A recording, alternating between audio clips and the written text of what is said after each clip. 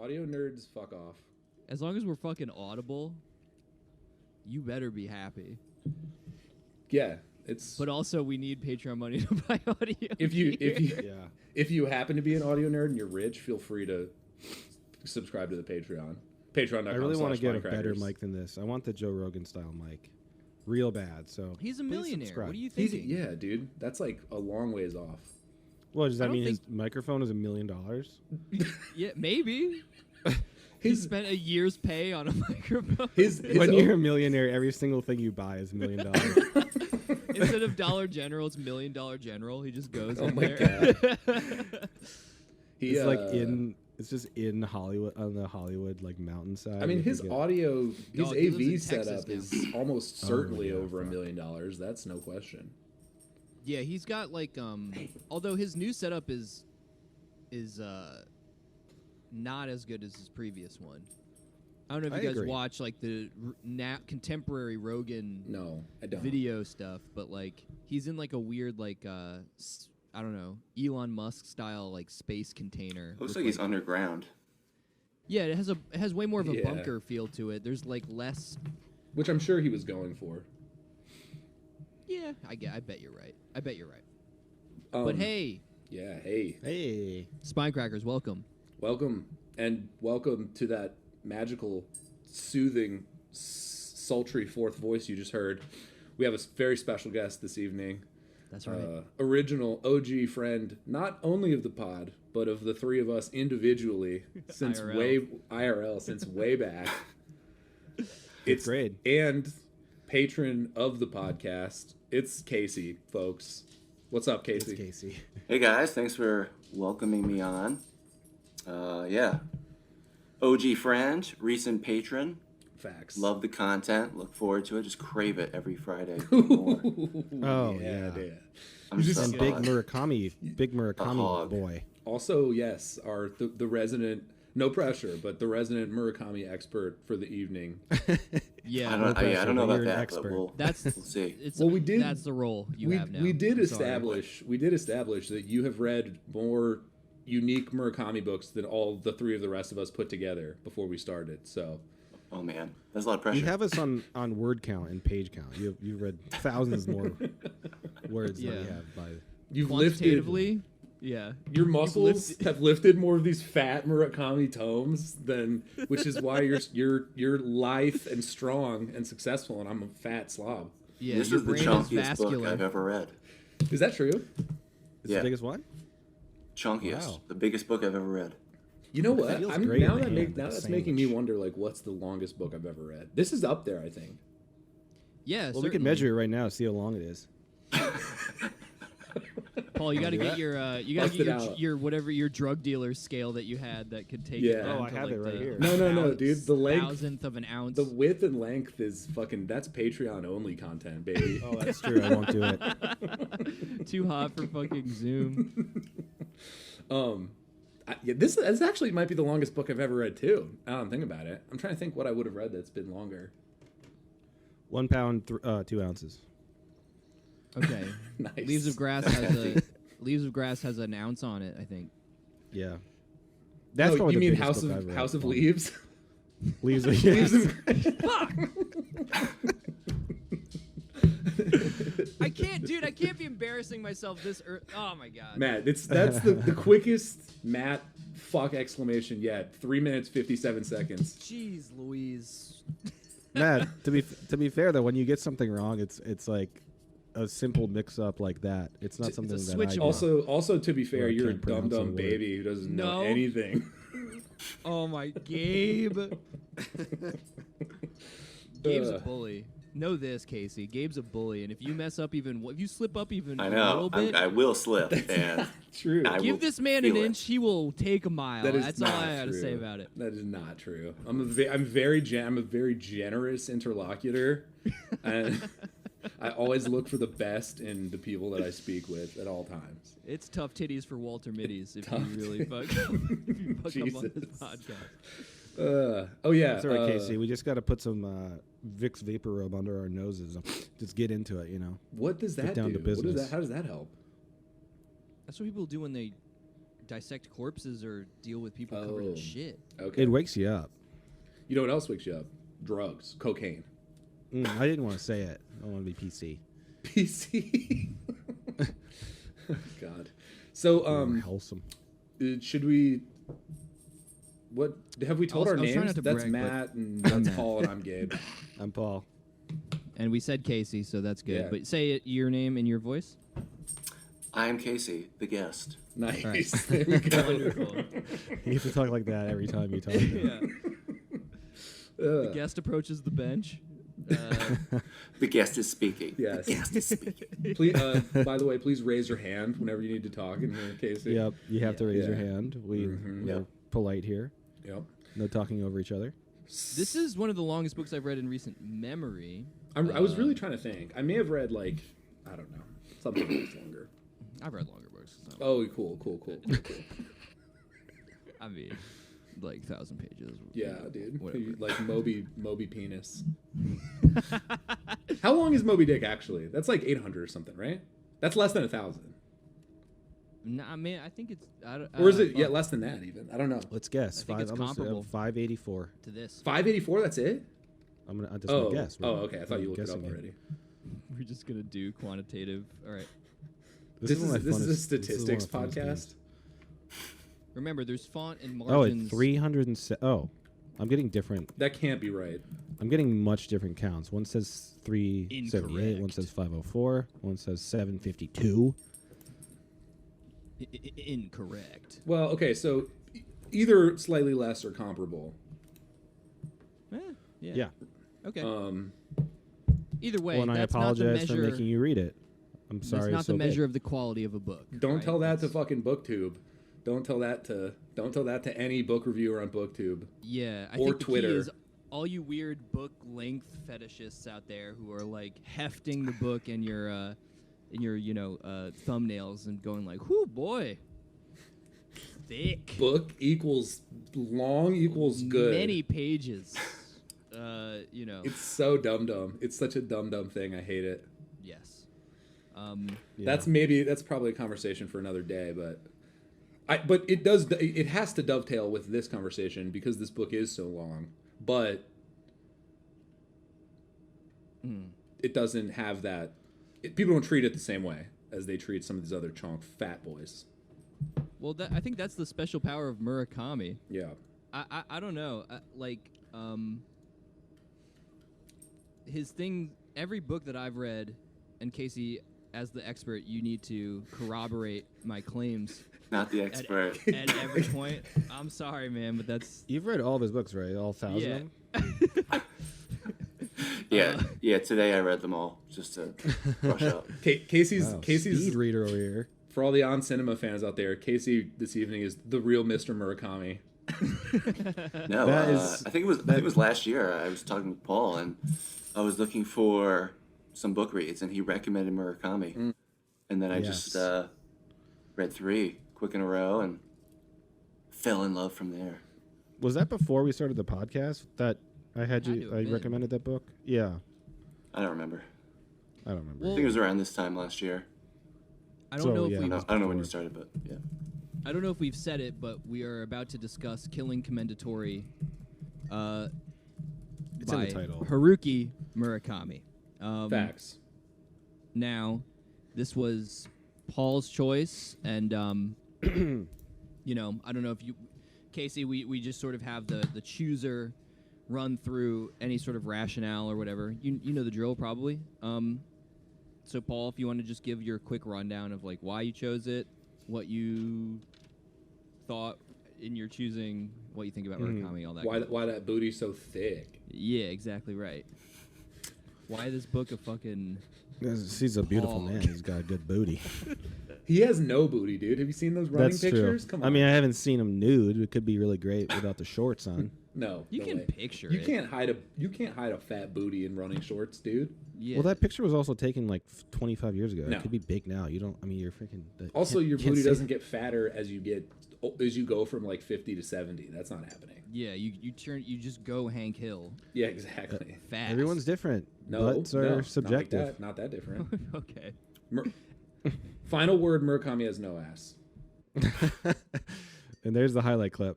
1,000 it points is. of lights. Stay the course, Paul. What is your choice and why?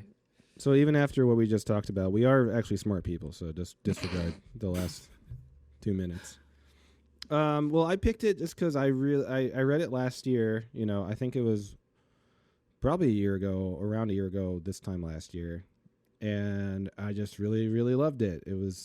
I guess it was only my second Murakami book that I've read, and yeah, I was in kind of a similar experience as the main character in the novel. I was kind of isolated in a new house and going through kind of similar personal things. So there's a huge personal stake I have with this book that greatly influences my love of it. I think it's one of these books that I'll probably just pick up here and there over the course of my life because it just like calms me down in a weird way. So But I'm sorry. Did you say that you've already read this book, right? Yes, but I read it again. Yeah, no, I know. I just wasn't sure if you specified that you had read it, but previously. Are you being facetious or? No. Oh, okay. No. Yeah, I read it. I read it like last year. I thought I said that. Anyway. So, I mean, it's a long book, so I don't want to go through like every single plot point. Yeah, let's that would not just do take that. forever. But the general gist is that there's the narrator is like a 36-year-old guy who recently gets separated from his wife. She basically says that there's another man. He's a portrait painter, and he kind of takes off on a road trip, sleeping in a tent and stuff, and then he eventually ends up at his friend's father's house because the house needs like taken care of, needs a kind of a caretaker, so it's kind of a perfect situation for him. His friend, what's his friend's name? Masahiko. And his dad is Tomohiko Amada, who's a fictional, very famous traditional Japanese style painter. He And didn't he's start really out old. as traditional though, which I think is important. It is important, but I'm just trying to Okay, I'm sorry. I'll shut plow up. through this Done. because it's a long plot. Love you. Backseat summarizing. But yeah, basically the narrator, who is unnamed, he's living in the house and finds a painting in the attic that's covered up by a sheet or something, and he finds the title of the painting is Killing Commendatore. And he's really fascinated by this painting. He just kind of like stares at it and loves it and is like learning a lot from it. And he's also going on like an artistic journey of his own because he doesn't want to do portrait painting anymore. He wants to kind of get back to its roots or something, or just change things up. I'm already going too long on this freaking plot summary. So yeah, basically weird stuff starts to happen at the house. He starts hearing a bell ringing outside every day at like 3 a.m. every night. That bell eventually, okay, so what happens? Basically, he meets a neighbor named Menchiki, who's a millionaire bachelor type dude who takes a liking basically to me in book. Yeah, in the it's book. an alternate reality version of Gabe, for sure. I connected a lot with him. Feel free to speed me up because I'm only like a fifth of the way through the book. So I help me think- You're speed doing fine, it man. up. Yeah. Okay, because I I know think- people don't I- want us to just explain the book, Yeah. which is I think weird a pet stuff peeve of happens is a people. good way to, because we'll talk about all the weird stuff probably eventually. yeah. But basically, so basically him and his neighbor friend Menshiki, who's very curious and weird and eccentric, but like quiet and nice. I really like him. He pushes them to try to find the bell, which they think is buried in this I don't know. I don't even know if it was a well or a pit. I mean, it is a pit, but it becomes a pit because they dig it up. But anyway, they find the bell. And then the narrator starts seeing the little Commendatore man in real life. This is one of the weird things that starts happening. So in the painting, there's a little Commendatore guy with a little sword, and he just pops up one day and starts talking to him. And he says that he has an idea, which is this whole kind of inner philosophical, kind of jargony type stuff that I don't totally get within the novel, but it's interesting. I'm sure we're going to talk about that. And I think the major subplot is Menshiki basically he explains to the narrator that he bought this mansion and retired or whatever solely because he believes that across the valley or whatever, which is also the narrator's neighbor, is someone who he believes is potentially his daughter. So she's a 13-year-old girl named Maria. I don't know how to pronounce it. But so he basically just has this like weird scheme plot to get closer to this little girl, but not even like reveal that he thinks he could be his father or her father, or he never wants a biological whatever, a genetics test. He's a weird guy. It's a weird thing that we can talk about. I think you're right in it just does kind of dissipate towards the end anyway, so like a plot summary isn't even necessarily by the own like themes of the book. I would say matter, or that's not what's emphasized. Just want to stop. Yeah. You know, like they find the bell and there's like the uncovery of the painting, and that's where like I would say like the narrative really kicks off, but then you've got more. The meat of the thing is all of these weird, like you said, kind of semi-confusing discussions about what an idea and a metaphor and a concept is, and the underworld, and how things like loop into each other, and I don't know. I thought it was pretty interesting because it definitely feels like some sort of statement on Murakami's own creative process. You know, not to always loop the author into everything, but like I would say this one feels pretty clear that he was at least partially talking about himself. I don't know. Gabe, I didn't click this link you sent, but it's interesting because like whatever, the channel Leaf by Leaf dropped a Murakami video today. Shout outs to Chris Villa. Come on the show. But it was serendipitous or whatever, but he kind of talked about some of the stuff that was released in a 2019 New Yorker article, which, by the way, Leaf by Leaf, listen, man, I don't have a subscription to Legacy Media, okay? What do you think, we're rich? What do you think, people are rich? I can't get past I am Menshiki, but... You are Menshiki millionaire. Gabe's Menshiki, he's a hot millionaire. Every news Jaguar right now. Oh, yeah. I'm actually recording this podcast driving 98 down the freeway in my Jag. That's how smooth the ride is. You can't hear it. Was that $1 million flat? $1 $1 million. And every time I fill up on gas, it's $1 million. $1 million. Pack a gun. I love the idea of never filling up your car. You just say, "Put it on my tab." I like the idea of carrying around like $1 million gold bars and just throwing them at like the gas tank. Yeah, here you go. But I liked, there were some things brought up that I kind of agreed with Leaf by Leaf, or not agreed with, but just sort of didn't know, and then he had brought up weirdly right as we were about to record today. I should have watched it. Where he was describing his writing process. This was an interview from 2019. It's just in a paywall, so you can't. But like describing how he just starts with a concept and some sentences and an idea, and he literally from that elaborates on his own. You know, like it's a very seems like a very intuitive kind of vibes. It's vibes. It's just very not plotted out. Well, it reminds which me I think of, you can also feel in this book, honestly. It reminds me of George R. R. Martin talking about how he writes, which I think he described it really well in a few interviews.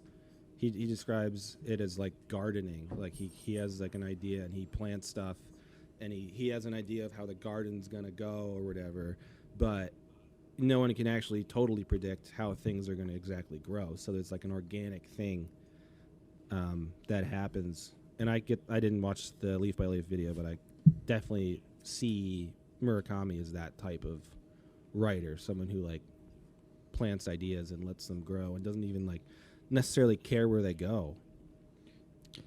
Casey, you again having read the most Murakami books here, does that sound like a fair description to you of like his like overall approach, or like what's your, I don't know, do you have a view on that?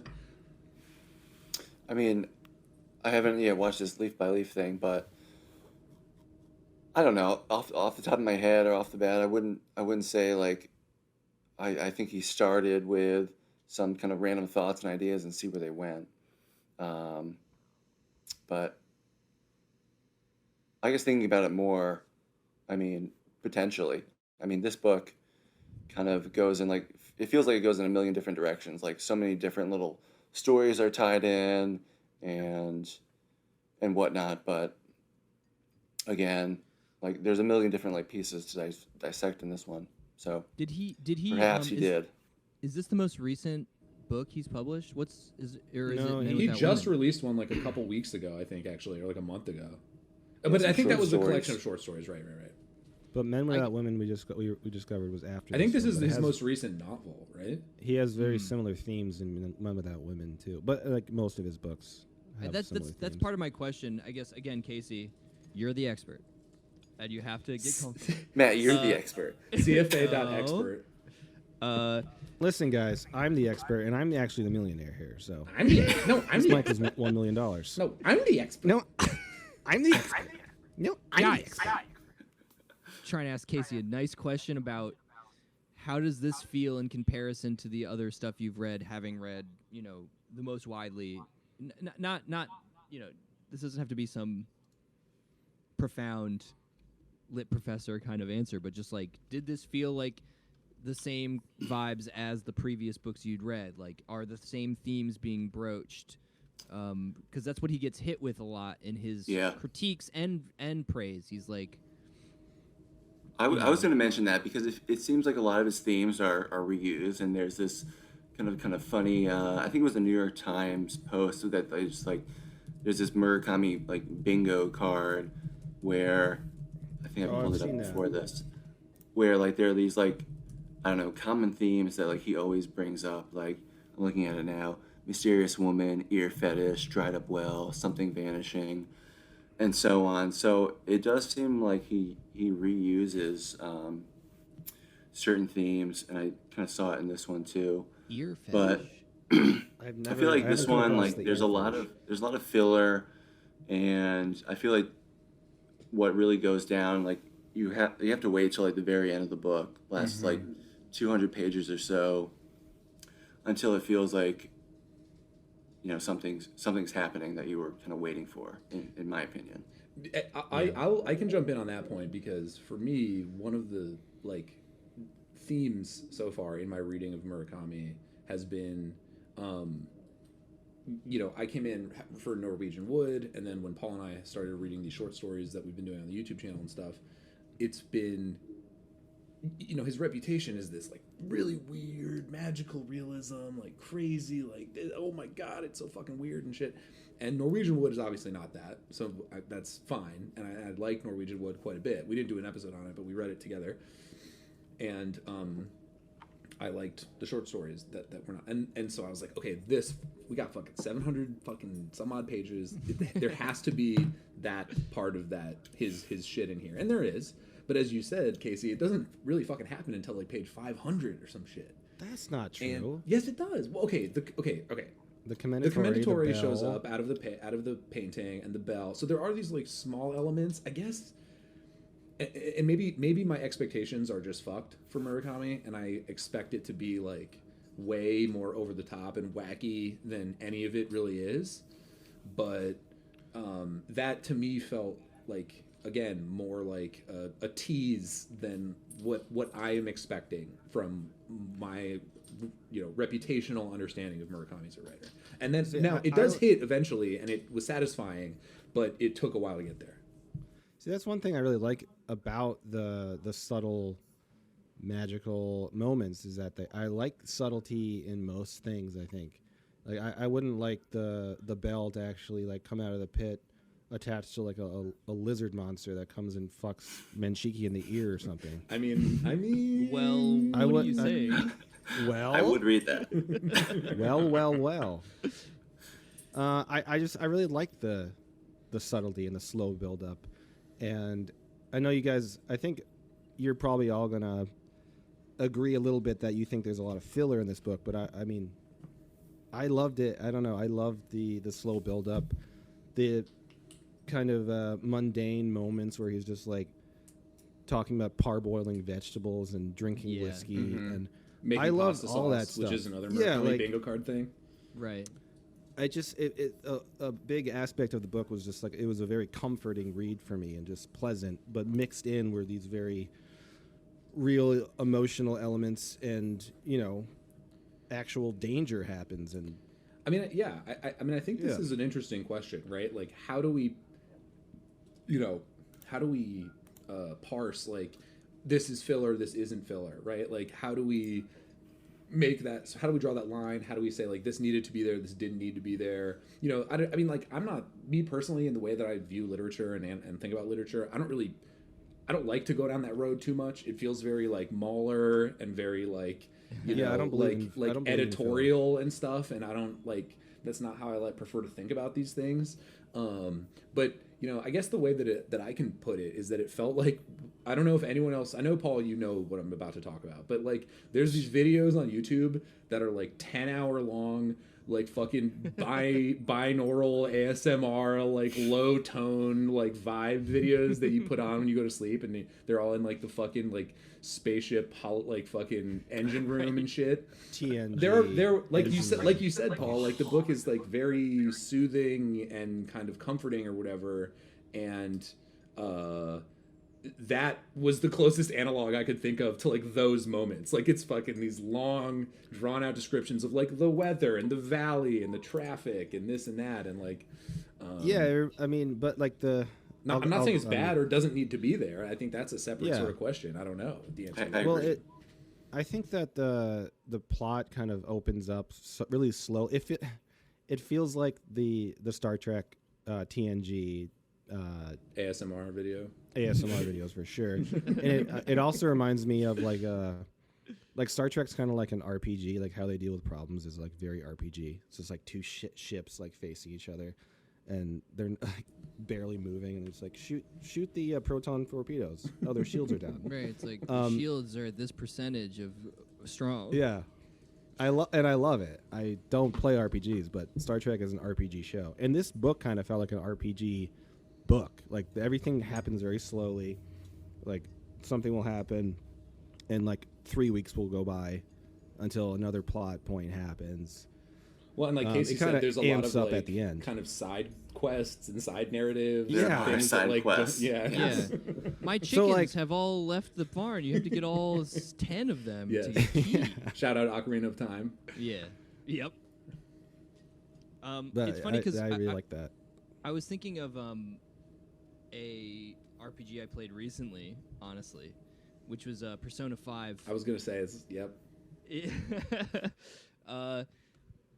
Just because again, like the whole conceit around that RPG is that people have their real world persona or their real world whatever their existence, and then their persona is like their mental reality, and those are the dungeons you explore in the game, like which is I think a fucking sick concept.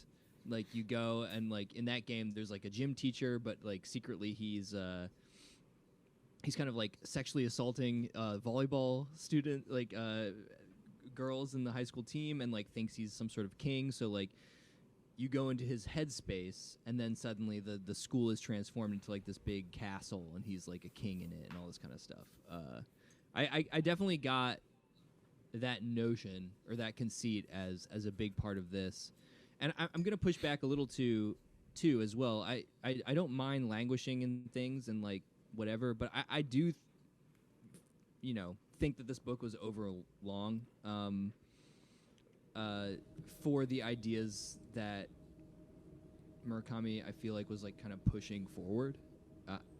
It's 730 pages, and I know I don't like to think in these like numerical terms, but I do kind of like have this kind of line where it's like after about 500, I'm really asking why there's more. Like the burden of proof is on the author, in my opinion. After a certain point, it's like movies that are 4 hours long or whatever. It's like I'm not against the concept, but why? Just tell me why. Why does it need to be like this? Please tell me why. Is that Why am I is off your my book rocker so with that long? though, or yes, kind of. Someone else want to go? I Or mean, I don't know, Casey. Do you have thoughts about the length? Because Murakami has written a number of long books, and this is the only one of them that I've read. Kind of like what Paul said. Like, I don't think anything. I mean, it is long, and there are some parts that probably don't need to be in there, but that doesn't necessarily mean I didn't like it. Or I didn't like reading about it. I mean, I think, Paul, I've heard you say before, like, it's a meditative experience to read Murakami, and I like reading like these little mundane details about him making a salad or whatever. So whatnot. But I do think, like, Matt, what you were saying, like, there are certain, I don't know, sidebars Murakami puts in there where it's like, did we really need that?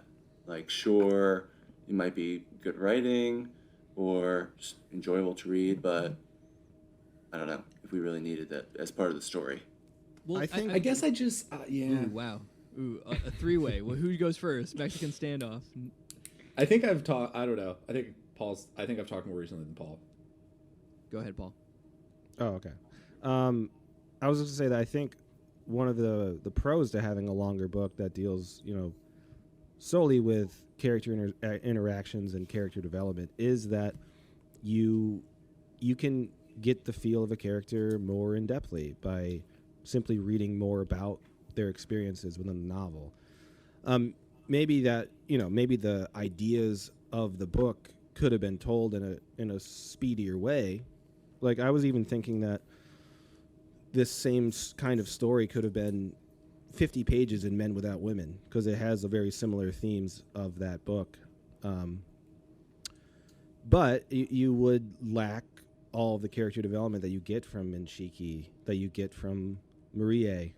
And by I feel like I know Menshiki in a way that I don't know other Murakami characters, simply because there's more written about him. There's more plot points, more development. So, I mean, I like that, and I don't like it all the time, maybe, and maybe it doesn't jive with everybody to read that much about certain characters, but I enjoyed it in this book a lot. I have two thoughts about this. One, sort of going off what Paul just said, is that, I think that, right, if we're talking... So one of the things that sort of surprised me that I liked so much about this book... Sorry, my dogs are fucking going nuts. The dogs will be jangling, don't worry. Dogs be jangling.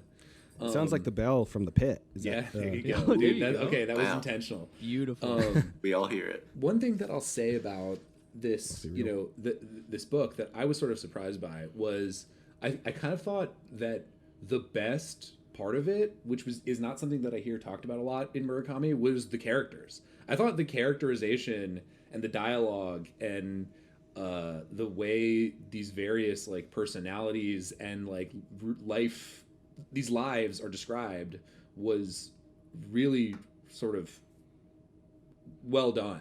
And that's not something that I sort of think, or that's not built into my kind of conception of Murakami as a writer. I get all the weird magical realism and whatever, and jazz and fucking whatever the fuck, whatever, right? And his like style. But that sort of surprised me. And I think that, getting to Paul's point, like, if you just think about real life, right? How is it that you get to know people?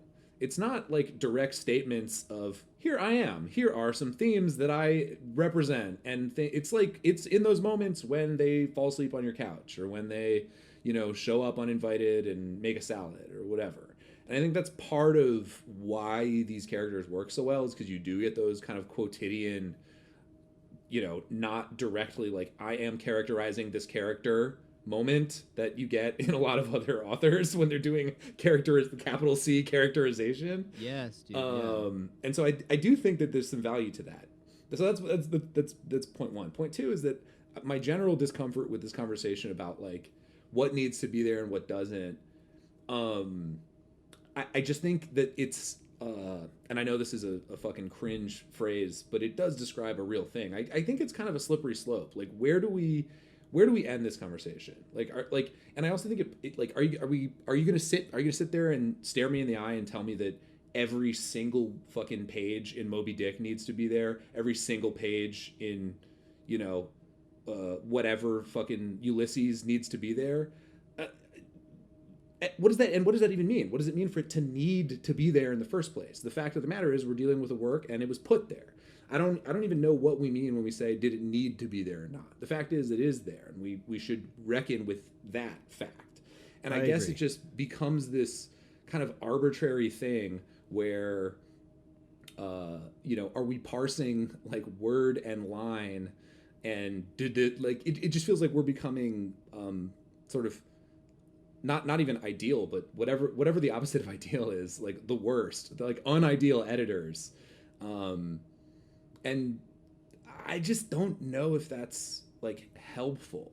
And it also just it plays into, to me, this narrative about these like big, your Infinite Jests or your Pynchons or whatever of the world, where you have these cringe, booktube people who are like, every word is pregnant with meaning, and it's every fucking contraction is so bad. No, it's not. It's not. It just isn't. And pretending that it is goofy and makes these artificial and, in my opinion, ultimately false distinctions. And I don't like it. I feel differently. Here we go. Fight. No, I get Zoom fight. It's not as intense as any of you guys shirts are off. making it out. Shirts off right now. I mean, right. Shit like Infinite Jests. Gabe has he has a cool tattoo across his entire abdomen. Like even Infinite Jest, right? The joke-long book had, I don't know, hundreds of pages edited out of it. It was much longer.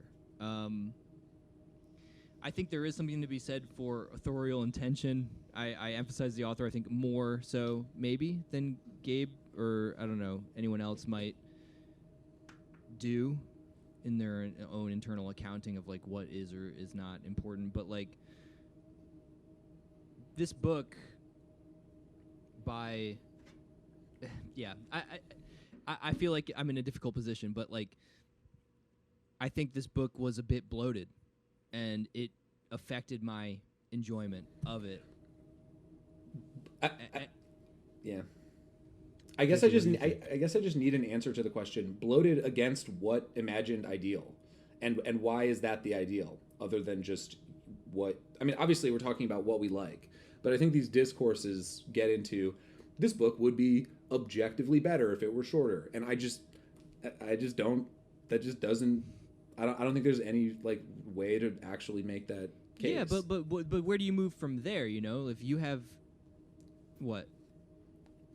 We're just pointing at each other because we're on Zoom. It's fun. Oh, sorry. If you feel like a story didn't work, right, and partially that might be attributed to length or some sort of you state something's overstayed its welcome, or it feel like I really doubt that any of us here have not at some point reading a book been like, okay, I get it, or that's too long. Maybe that's subjective or something, but like there is an editorial importance that I think is also valid, where an author can also go like, no, every word should be here. I don't know how to like square the two, but am I insane? Like you know. I don't think you're insane. I mean, I kept thinking about how much I like Blade Runner because I do it all the time every day. You just badmouthed it like a last episode. I think that did. I badmouthed Blade Runner? Yeah, you did. Yeah. What did I say? That you didn't like it as much because of what we had read. And I you was didn't probably like noir. Wow. Oh, I was That's off shocking. my rocker. Casey, are you I a think Blade I Runner drank fan? too much. I like it, but I'm not a huge fan. I was Paul's probably a tatted little up. too drunk. I don't remember even saying that. So there that is.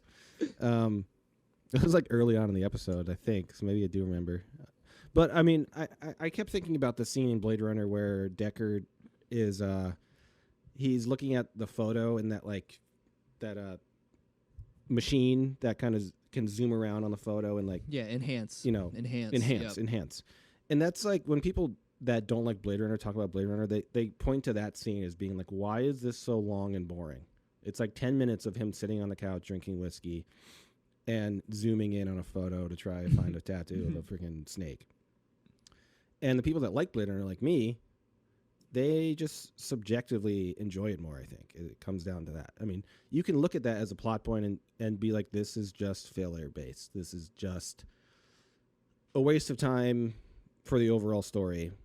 And yeah, maybe scenes like that in other movies, and this one in particular, can be seen as something that needed to be edited down.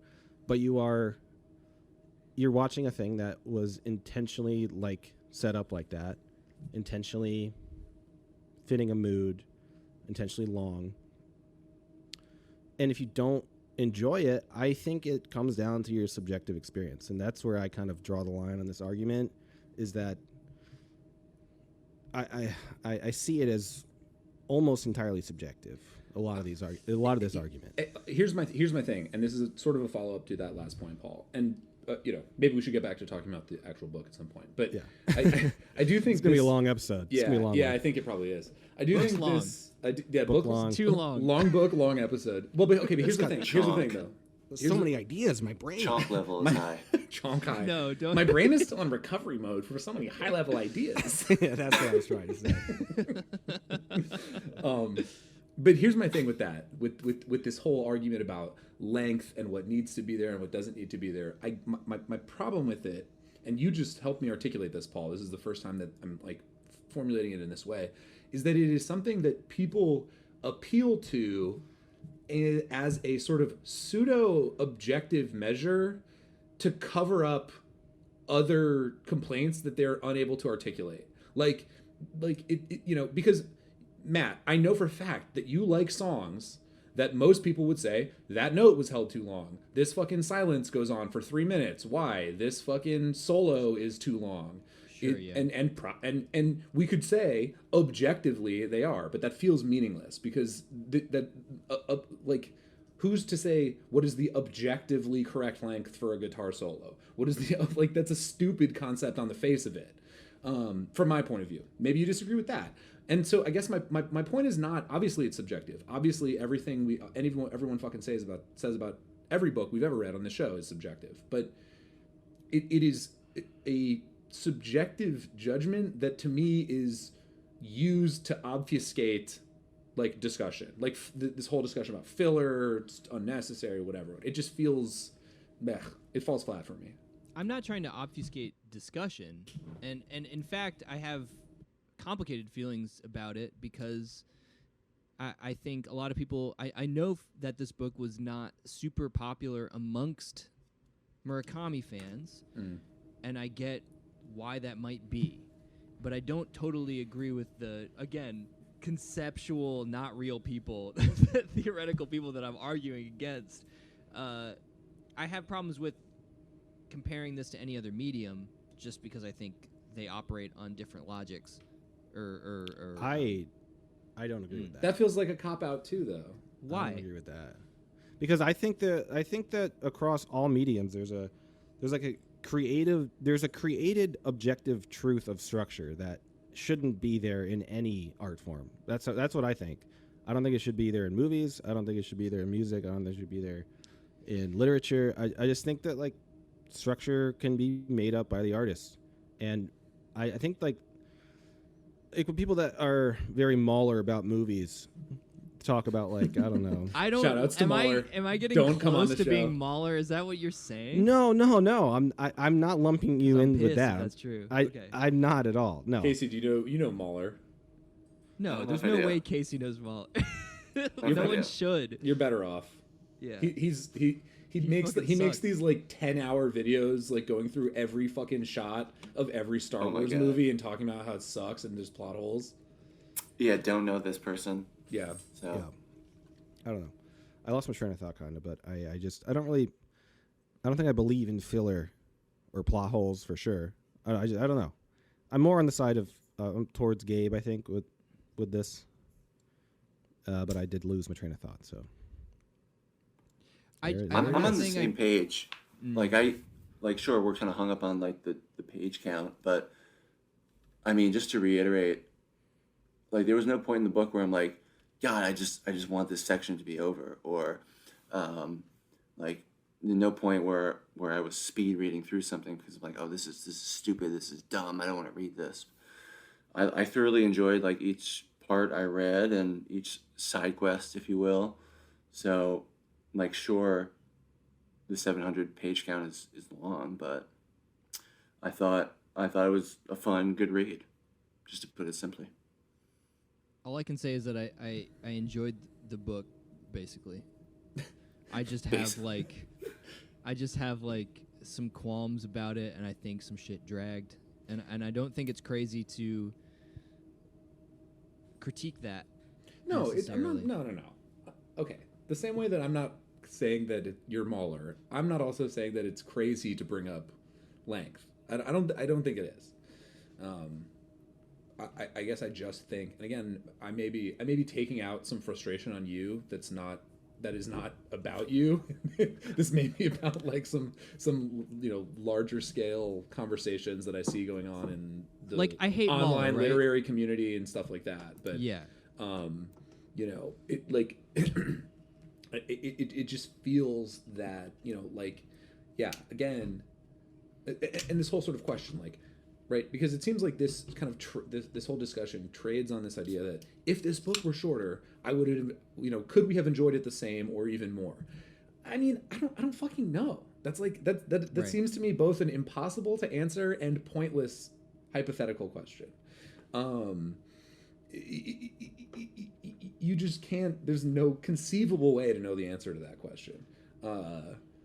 At this point, right? We've read it. Could the four of us get together and chop out 300 pages of this book and give it to someone who's never read it and see if they like it? Yeah, we could do that. But that wouldn't tell us if we would have liked it. Like it's just impossible. And to me, it's sort of a fundamentally goofy question.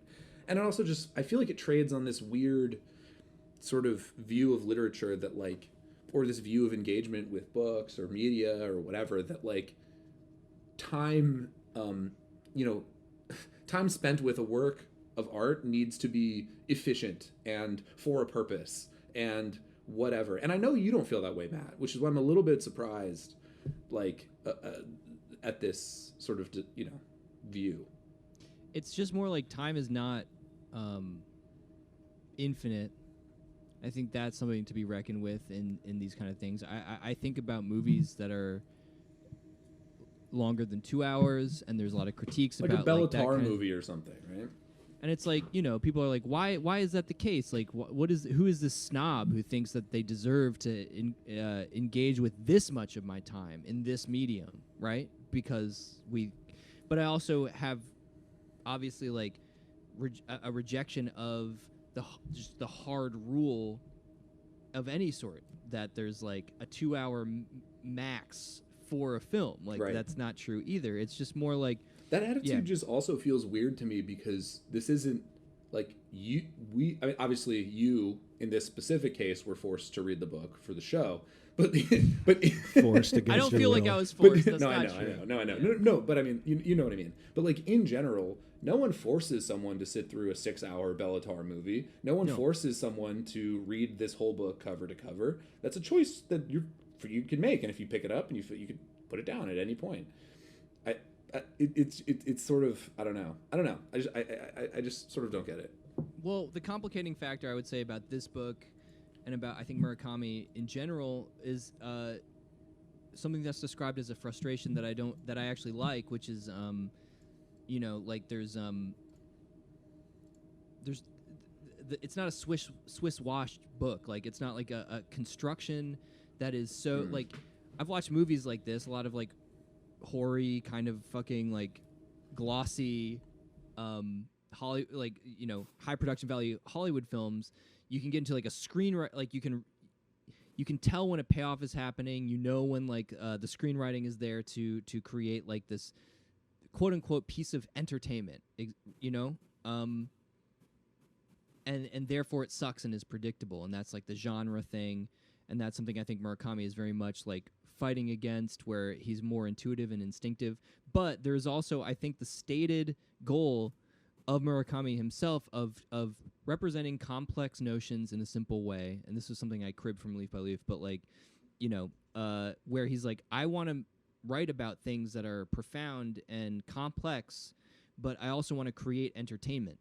And that's something I think people, when they describe him as comforting or hypnotic or mesmerizing or whatever, I think that's what they're referring to, and I think that's why he's so fucking popular and why so many very disparate people, and I think this is a huge strength of him as a writer, read him.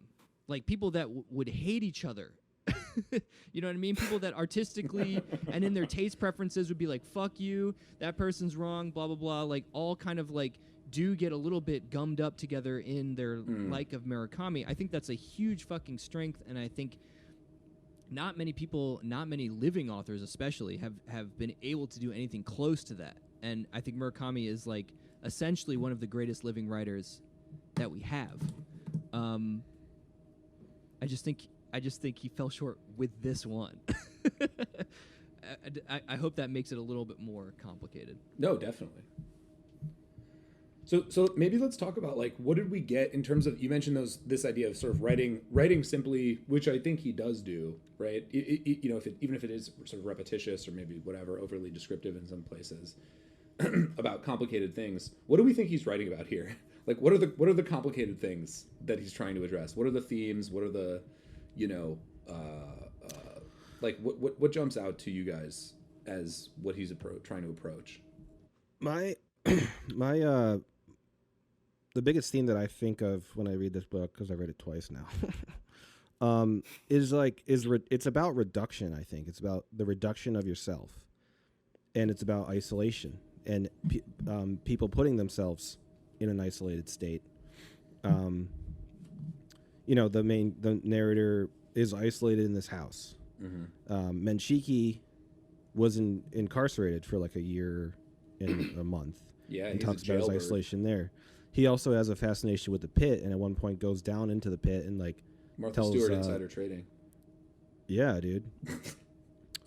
And I also think the passages about the Commendatore being a metaphor or an idea, and then when they finally go into the underworld, that is all a complete reduction of your senses, of your environment. At one point when they're in the upside down, there's a beautiful Don't sue us, part Stranger Things, where he looks out and he sees a forest of trees, but he describes them as being like completely still. There's almost no air. They're not moving. There's no birds. He can't hear anything. So even though I think that this is a main theme in the book, I still don't know in totally how I feel about that. Mm-hmm. Other than that, I think it is a something that Murakami was trying to explore. He wanted to explore isolation, reduction, and kind of he just wanted to like get to the core in a strange way of a lot of different things. I mean, I don't know. What do you guys think? I agree. I was going to say it's definitely about solitude with the protagonist and Menshiki, both in their respective homes, basically living a kind of simple, somewhat simple lifestyle. And I mean, we get this with the writing where we'll have like a whole chapter dedicated to the main character's like just day where he like sits on the couch and just listens to a record and then makes He's a like, meal. "I need So whiskey. we definitely get like I need more whiskey. the solitude vibes and like what's going on in their day to day and how they escape from their troubles or whatnot. But that's kind of what stood out to me. We probably should say, because I don't know if we said this in the like plot summary, that Paul mentioned the Upside Down, but like basically Marie, the young girl who Menchiki thinks might be his daughter, goes missing, and the narrator goes to visit Tomohiko Amada, the artist who used to live in the house, in the hospital with his friend and Amada's son, and then like gets this other character from the painting emerges, and he like goes down this hole into this like alternative world, right? And he has to sort of go through some trials and tribulations, and then comes out on the other end unknowingly at the time, but having like sort of it's unclear what the connection is, but maybe saved Marie from something. Yeah. And just I wanted to say one more thing. Like, I think the point of the reduction is because I think there's a big I can't think of the word, I'm sorry. But there's a big thing about him being in this emotional state because his wife left him. Mm-hmm. And these very strange events and seeing shit that he can't even believe is there happens when he's in this emotional state. And I think that is part of what Murakami's trying to tackle with too. I think he's interested in the idea of like when you are guilt-stricken, or just because he's guilt-stricken too because of the guy with the Subaru. That's like a huge other subplot. But I think he's fascinated with the idea that when you're in a depression or emotional state, potentially your reality can shift. And he's doing that with magical realism, obviously. But like I said, I have a big personal connection with this book. And I felt like all of last year my reality was shifted. I didn't even know. So I think that's what he's trying to come away with also. Which is narrative, right? Like, I forget Yeah. what he says exactly about, like, marriage and then divorce, but it's something about how you think you're walking along a path, and then it just kind of disappears. Yeah. Like in Alice in Wonderland, when there's that dog with a broom for a tail that's just brushing away the path she was walking on. And like, I agree that that's like a huge part of the theme. And that's what makes it so difficult to assess this book, and even the stuff I had been so adamant about, like, you know, length and narrative efficacy and what could hit harder were it, you know, tightened up or whatever, is that this book's themes do feel very much like narrative disappointment is almost part of it. Mm-hmm. In the same way that, like, you know, it doesn't. My point, I guess, is that doesn't necessarily yield particularly pleasurable art. In the same way that there's like Godard doing like anti-movies that were like intentionally unpleasant to prove how much, or Haneke, or like even David Foster Wallace, who we had mentioned before, like doing a book about boredom that he killed himself before finishing, that was supposed to be boring but in an interesting way. It's just like a task that feels ambitious but somewhat impossible to not be exactly what it is trying to avoid. You know? Does that make sense? I think so. What do you think he was trying to avoid? Are you saying Murakami was trying to avoid that? Just like he's reifying ideas as these things that can exist, and then there's this nether realm which he's referenced for like the entirety of his career. However, right, like, and this feels very self-aware because like he's been critiqued of this also forever, right? Like lines of inquiry just being dropped and people just bringing up ideas and those ideas don't have a payoff and whatever, and like he's so it just feels like he's almost toying or playing and mocking the people who would say that these things were a problem. I mean, by I would making say an entire I book. like it. the whole That's fucking part of the reason book why I doesn't like have a it. payoff. Yes, and I'm saying that's kind of a cool thing, which is Yeah. why I didn't just hate the book. I still think it's too long. I just The don't H think. word. I just don't think it's. You know, I'm it needed to predicting be a as long. 2.5 from Matt. Whoa, spoilers. Whoa, chill. But I mean, I do think you you're dropped right. the H word. I do think you're right in the sense that, like, you know, part of the point, like, the whole book in some ways doesn't have a payoff. We never find out, like all of the, you know, if you're thinking traditionally in terms of like literary analysis and narrative and whatever, the animating things that like get the fucking story going. What is the point of the pit? We don't know. Is Marie Menshiki's daughter? We never find out. Is you know, like, I mean, I guess the narrator and his wife ultimately get back together. But is it their child? Is it their His- child? Right? She's yeah. pregnant, and he might have raped her in a dream. That it basically, And she might know it too. She might and she know sort that of that has an happened. yeah. Yeah, and Spoiler maybe alert. that's the reason why she broke up with him to begin with. For all Yeah. you real Spinecrackers Instagram meme heads, my meme for this book is going to be about Anna Nicole Smith. I'm not going to say anything more than that. Already promising. Ah, She- ANS. Well, I won't say anything more. Yeah. She claimed Say that she had sex with a ghost. Say no more. Say no more. Wink, wink. Nudge, nudge. Say no more. Yeah, exactly. So That reminds me of that scene in Ghostbusters when they Where get a Ray ghost blowjob. comes. yeah, Yeah. Yeah, God. which is Ghostbusters is an objectively amazing movie because it has a great structure. Stop. Well, everyone noticed that was Stop the that. first You stop that right instance now. of ghost busting. Well, okay, I kind of wanted to talk. I have a few other like things that I think are worth talking about.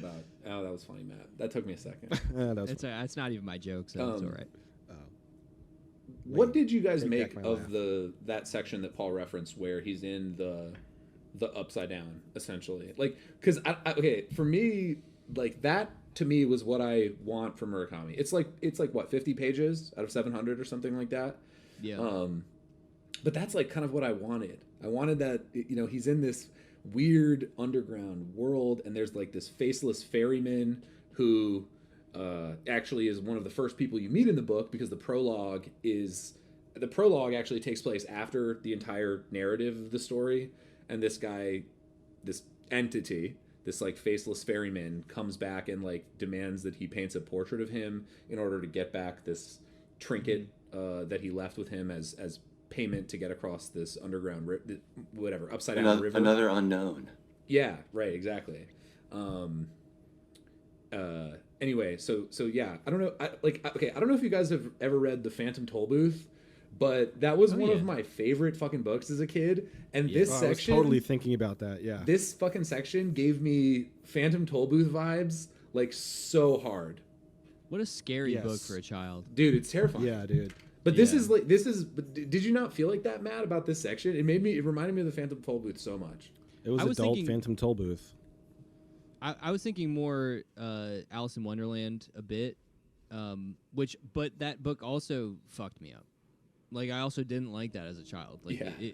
like I always joke to my parents like you know, you tried to not let me watch like rated R movies and all this stuff when I was a little kid, but like some of the most profoundly disturbing shit were like Definitely. things like Phantom Tollbooth and Alice in Wonderland. I was so afraid.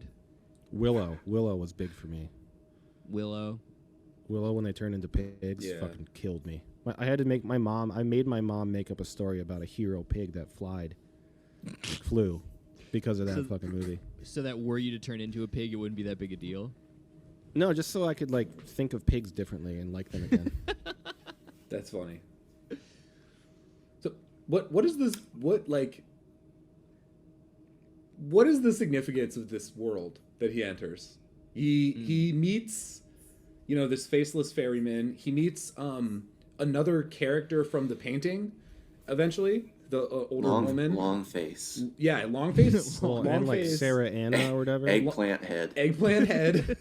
Eggplant emoji head. No face. Yeah. I think that's how Murakami describes him, as an eggplant. Yep. Oh yeah, He yeah, does. you're right. A So Japanese eggplant. eggplant An emoji. eggplant head. emoji headed man came up to me in the water. I mean, I thought that scene where he's alone in maybe one of the pivotal scenes in the book is when the narrator is alone in Tomohiko Amada's essentially, it's not a hospital, but it's kind of like a retirement whatever, like upscale hospice care. Yeah, Yeah, exactly. yeah. And he's alone with He's a him. millionaire, so it cost him $1 million for that bed. That's right. Yeah. Every night. And every time he gets room service, it's $1 million $1 million tip. with $1 million tip. Yeah. It's just how it works. And so he's in this room, and the Commendatore shows up and is like, "Hey, if you want to save your friend, the Marie, you have to kill me." And then he does, and then this other character from the painting shows up and lets him into the upside down. What we're calling the upside down. I love that scene, and I sort of wonder what y'all made of that whole section of the book, like where that actually goes down.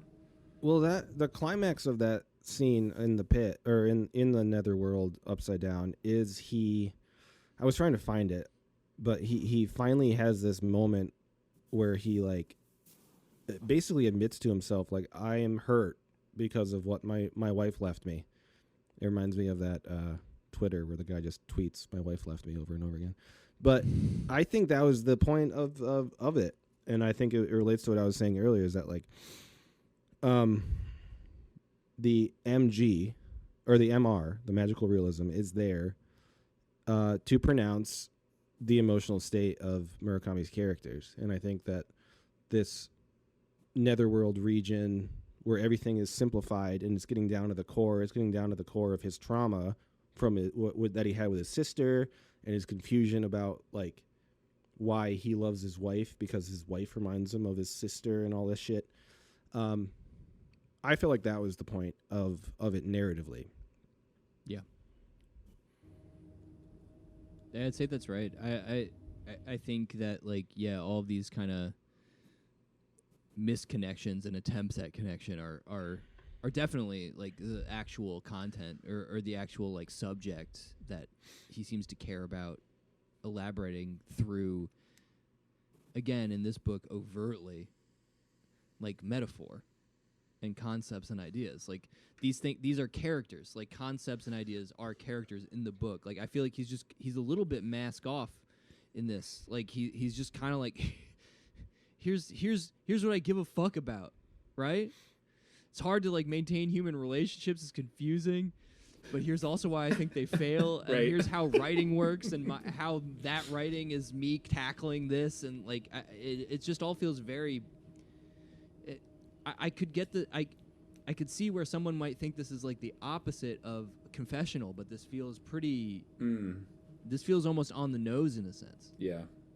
See, I agree. Casey, with what in a did you lot think ways. of the under? Well, okay, I wanted No, to go ahead, finish Casey. the discussion of the under. I was going to say, like, just to build on what you guys were talking about, like, the main character feels, to me, like, numb to, like, the emotional pain of his wife just leaving him up until, like, that pit, not the pit moment, I mean, the going into the pitfall underworld.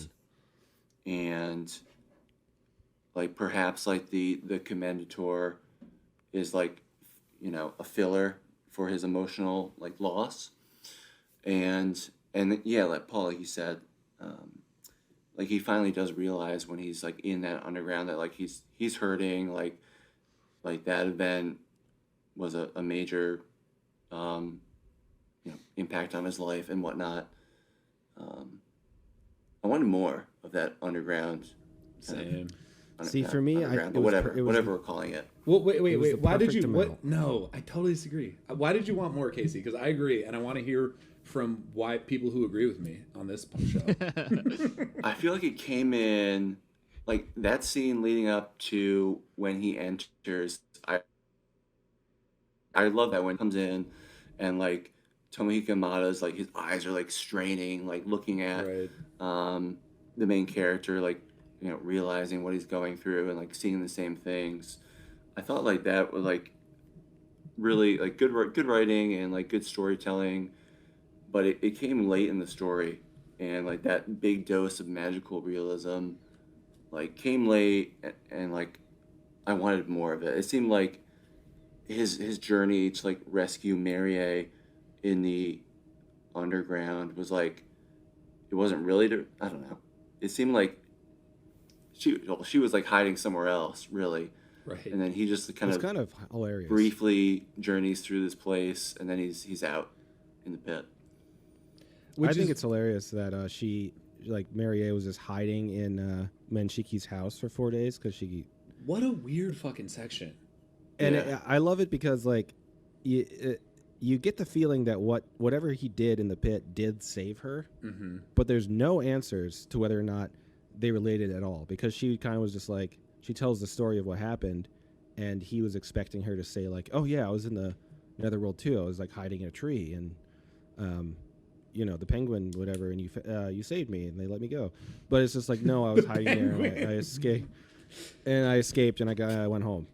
And he was like, oh, then what the fuck did I do? And I think that's totally intentional. I think it's intentionally super confusing. Ambiguous. It's totally because at one point so like when Maria disappears, we find out later after the narrator exits the Upside Down that she was just hiding in Menshiki's house for the weekend, basically, because she realized that he was kind of a fucking weirdo and was like had some suspicions about his motivations. He's like, at this point in the story, he's like dating her aunt that she lives with. But it's unclear whether never mind, keep going. And she's like, this guy's fucking weird, I want to figure out what his deal is. And she sneaks into his house and essentially gets trapped in there and has to like live in his like laundry room or his adjacent like unused maid room for like 3 days. And again, it feels like an RPG moment where she's like, she was blocked and she has to like build up her skills to escape slowly. Snorlax is sleeping in the pathway. But it's super oh my god, yeah, you got to learn cut before you can get through. Oh my god. But Lapras used swim. But is it swim? What is it? What is the one? Yeah, sure. Yeah, it's swim, right? Yeah. If there's any Pokemon podcasts out there. There are many. I know, I'm sure. But there's a moment where she's hiding. I mean, again, there's like so many, like as we've been saying, there's so many fucking weird branches and like rhizomatic, like fucking root fucking clusters that are never fucking terminated in this book. She's hiding in what we think is Menshiki's ex-wife's closet, and there's this weird entity that comes in and is like about to find her. I also took it as an anticipatory room for her. Ooh, that's interesting. Because of she being the same. I mean, yeah, I thought it was unclear whether or not it was like some weird memento room or for his ex-dead hornet-stung wife, or if it was for her, what he anticipated she would be like as a young woman. True, because he is kind of obsessed with her as potentially his daughter. Yes. But anyway, yeah, these two, her being locked in his house and the narrator being in the Upside Down correspond, and it's like,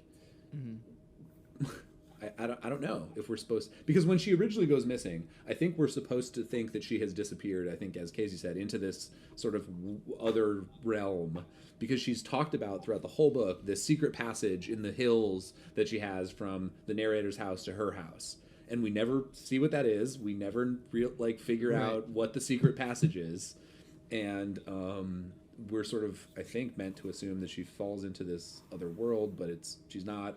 But it's also connected. It's so fun. Again, it's this ambiguity and there's no answers. See, this is one of the things that I like about Murakami, and this is one thing I think he did so well in this book in particular, out of like the others that I've read, is I absolutely love the ambiguity, and I think it's totally intentional, and I think it pisses a lot of people off. But I don't know. I'm trying to struggle with the idea of him. You might just say, no, Paul, you're fucking wrong as shit. But is he kind of a postmodern writer because he's like, I lost my train of thought, but I just feel like he's trying to subvert your expectations. He's trying to intentionally cut away at threads that could form. Like, I feel like he could easily have, and maybe he'd have the same amount of success if he did this in his novels, but if he did make things pay off, he might potentially even have a bigger audience, maybe. I don't know. So I feel like it is very intentional for him to just, like, I don't know what a bigger audience would look like. I don't know. Fucking Nicholas Sparks or some shit. Yeah, fuck. John Grisham. But, I mean, he would be a very different writer if he did allow his ideas to pay off and connect, and you got answers. So I don't know. It's just one thing I really appreciate. I guess I just want to push back gently on this discourse that, like, having the nice, like, fucking resolution, fucking musical fucking resolution of a chord note in I want to resist equating that with paying off. Like, there's no payoff if there's no resolution. I don't agree with that. And I think that that's sort of part of what pisses people off about the ambiguity, like you're saying. And I just, like, I don't know. I feel like it's problematic to say if there's no concrete outcome, or if every plot hole or narrative sort of storyline isn't tied up, then there's a problem. Gabe, I have a question, because I know you are not a fan of David Lynch. Really, I'm a fan of. I'm a fan of exactly Eraserhead. He should have retired after making that movie. And I feel like I love him, and I think that some of the things operating here with Murakami are similar, like dream logics and things broached and unresolved for the sake of a person's subjective, expression.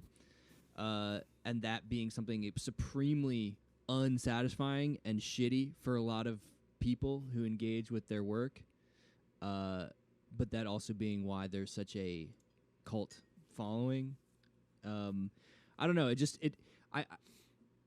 It feels vaguely like you're kind of defending some of the stuff that David Lynch would also do, but you don't like him, and I'm curious why that would be.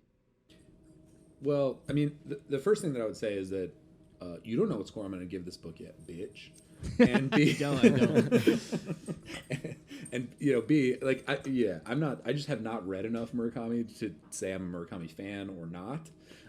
But your point's well taken, and I think the thing that I would say with respect to Lynch is that and probably Murakami too, if I engaged with enough of his, like, hardcore fans, is that my problem is not with ambiguity or dream, any of that stuff that you mentioned, dream logics, whatever. Inherently, it's with the people who exploit that quality in a work for dumb ends, to just say, like, oh, it's this dumb thing that I want it to be. Mm-hmm. And I think that again, I think my problem is if I'm being totally honest with myself, more with Lynchians than it is with Lynch. And that's I think fair. that those people are probably, those people are much more insufferable than Murakami fans, which are much more diverse, and as we've already said. Okay, that's kind of helpful. It's the best I got. We could do a special episode on Lynch, but it's just funny when we're talking about, like, for Murakami, like, this book being an intentionally frustrating work, and then roping that in with our own interpretations of it, right? Because, like, I don't know if I would say it's intentionally frustrating. I would say it's intentionally ambiguous. It's intentionally open-ended. But I think that's the leap that a lot of critics make. That ambiguous and open-ended equates with frustrating, and I think is a false equation. My bad. Well, I didn't actually, mean to say it like that. To push back a little bit on that, I think that potentially because of all the criticisms that he's got about his work up until this point, I think it could have been more intentional in this particular novel. I mean, I guess there's no way of knowing that. because he's kind of written the same themes over and over again. But I don't know. I kind of think that he could be trolling his audience a little bit with this book. Some of the stuff with just the some of the stuff about just breast growth felt like a joke. Yeah. It felt like he was just joking. Like he was just like, "Oh, you guys think I'm sexist? I'm just gonna straight up just objectify breasts for this novel." What do we? Yeah, I think this is a conversation worth having. Maybe not for too long, but I think that Murakami's way of writing about sex is absolutely atrocious. I mean, it's not like bad writing, but it's like very non-sexy and difficult to read. And I actually listened to a bit of this book on audiobook. Oh, God. And the guy, it was. I stopped after a while because the guy had a great voice. He's obviously like to get that gig. He's got to be a good reader. It wasn't that he was too horny. He was too like. He was too like asexual. Did Tom Horny read that? Tom Horny.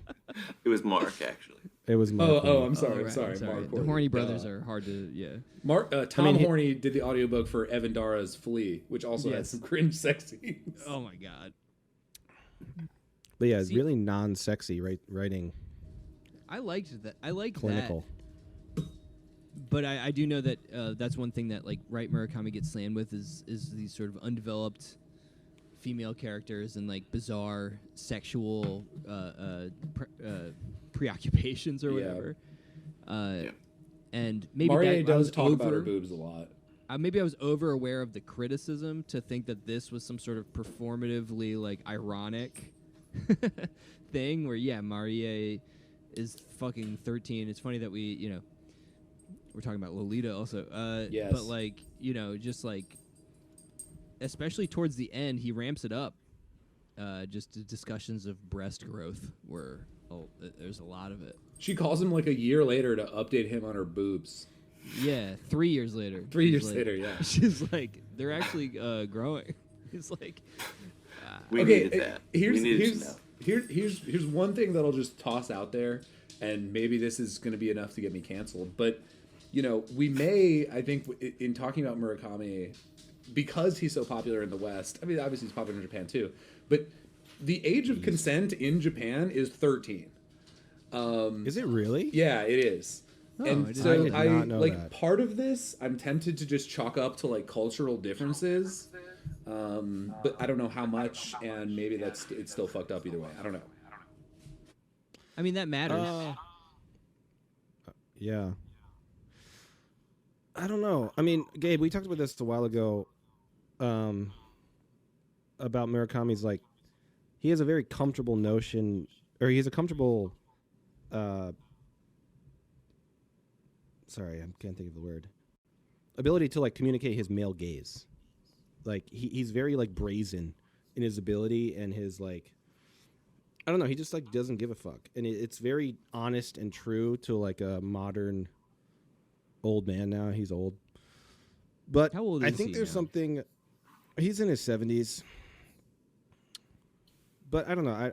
I did wonder how you guys felt about that. Like he's brazen. He just like says kind of what people like men think about in their heads, and he just writes it down in his novels. I'm not saying that I think about 13-year-old girls' boobs at all. I'm just saying that like the way he talks about like depicting women and like when you first see a new woman in your life, you can't kind of help but do that as a man, and it's gross, but like it's part of our culture or whatever. And I think he's just like kind of honest in his writing about that, and it's like gross, but it's like I don't know. Yeah, I'm not sure how canceled. to. I'm not sure how to describe it. I get why people are unhappy. Canceled, confirmed. It's more and it's less I'm like his occasionally unromantic even and just kind of like dispassionate appraisal of women. But it's more the consistency of it. It's like it's just more like, okay, why the fuck are you hung up? Why is this a theme every book? And it's like this motherfucker's written a ton too, so it's like that's where the problem comes in. It's like, okay, this isn't some sort of like aesthetic, this isn't something like for Nabokov, right? It's like there's taboos and disturbing elements of sexuality, but it's like they serve very specific aesthetic purposes. Well, I think that's a rabbit hole. It could be, but I mean, less so than Murakami, who like that feels like I don't know. It's not like Nabokov or any writer doesn't have these blind spots and sinkholes where they're just kind of like actual, right? Like perverts, pervy personalities, or like personal problems come out. But to then have that be written out as consistently, I think that's the problem. Again, I haven't read as much of Murakami as possible, but like, I mean, it's a thing.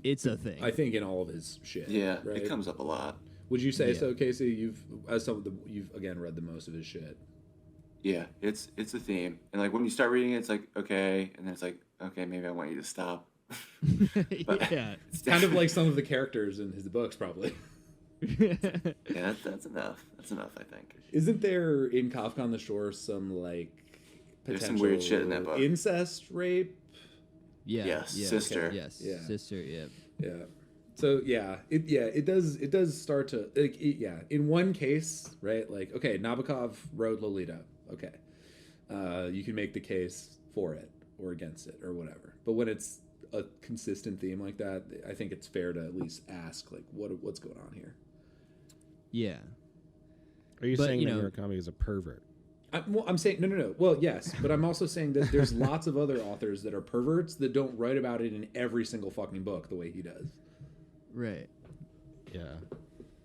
And maybe there's some sort of, like you said, nobility to just a guy being like, I'm a pervert constantly right. in every book. Like maybe there's some sort of like, this guy's being at least honest with himself in some sense, but it's Gooner Murakami confirmed. I don't know. Maybe I'm a gooner, and I've never really thought it was like that off the wall, or I don't know. I've never really had a problem with it. I've thought it was fucking weird in a lot of instances, but I've always just been like, I haven't thought that it was too much. I mean, I don't want to overstate. Like, I don't have particularly strong feelings about it personally. Yeah. Sex is a part of life. Very true. That is true. I mean, and I think this book also, like, it's like an overt theme. Like, I think, like, life replicating itself is equated to the continual generation of narratives and, like, memory as well, which is something that we've been encountering, like, a ton in most of the books we read. As part of the general, like, memory is like the equivalent of like genetic DNA to what like memory being like the DNA of a concept turning into an idea or something like that. Like, like I think there's like those two things are sort of married, and then you get these like, the narrator, like we've mentioned before, like he in a dream realm where he's potentially also now a denizen of the upside down. He's like a succubus that like coons in his wife so much that it like fills the whole room, and then he's like, I think I've impregnated my wife. I think I fucked her. In the like thought sphere, like he's just like, and he might have, and like and like Paul said, she might know about it. Like she might have been waiting for that to actually experienced it. Yeah. Yeah, well, and I think that the book is so subjective, obviously, but after the second time reading it, I kind of tied those two moments together. That I think that's why one of the main reasons why she wanted to break up with him is like she knew he would do it. She had this ghostly experience too, even though it was like from a different time, right? It wasn't because that happened after they broke up. Oh, did it? I'm a total noob loser. I'll mute myself for 10 minutes. Well, the other thing, read this book. Paul, is your controller even plugged in, dude? No. The other thing that I wanted to ask you guys about in this kind of connection, because we're talking about like generativity and sort of gestation and creation and whatever. Obviously that comes through in the book in terms of the various pregnancies, then Shiki's interest in Marie as his potential daughter, and all of that stuff. But then the other side of that coin, or the parallel, is artistic creation, right? Artistic generativity, artistic sort of, pregnancy and whatever. What did you make of the book from the perspective of, and if I'm not mistaken, the main sort of action of the book takes place over the course of about 9 months, which of course is the length of a pregnancy. Is it? Yeah. Right? Oh. Am I crazy? Casey, you're the only one here with a kid. I mean, you're right. I didn't time out the timeline of the book. So he says, I think he says it. I believe in terms he of says pregnancy, yes. Okay. Right.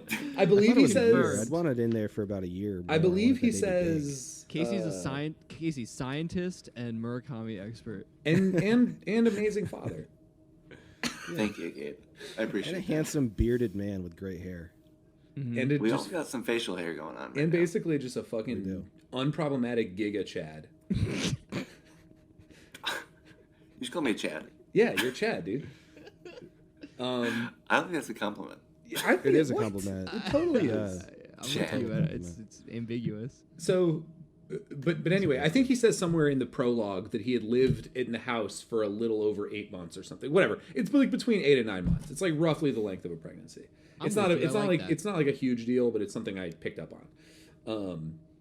So I guess the question I was trying to ask is, what do you all make of the book as a description of artistic kind of creation? Because I'll just put my cards on the table because I have to go pee. But I know Gabe's answer. I was deeply dissatisfied with it as a description or a way of, like, one of the things that I saw a lot in reading reviews or on Goodreads or whatever about the book was, it's such a insightful, amazing description of the process of the internal life of the artist in creating art, and I didn't get that really at all. To me, it sort of felt like... That's because you can't even draw a stick figure, No, man. that's true. That's true. Oh my God. God. You don't even know.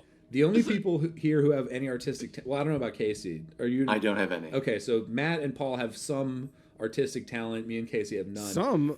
Are you... What? That really insults me. I'm an artist. The most. I don't know. Yeah, I don't know. You have the most. Wow, that really hurt my feelings. Go pee. Shirts off. So... but for me, it felt like really unsatisfying, and you mentioned reduction earlier, Paul, but problematically reductive. Basically, like, the whole thing boiled down to, well, I don't really know. I get inspired when I'm inspired, and random shit happens, and when I feel like doing it, I do it. And like, that just doesn't feel satisfying to me for a 700-page description of the process of creating art.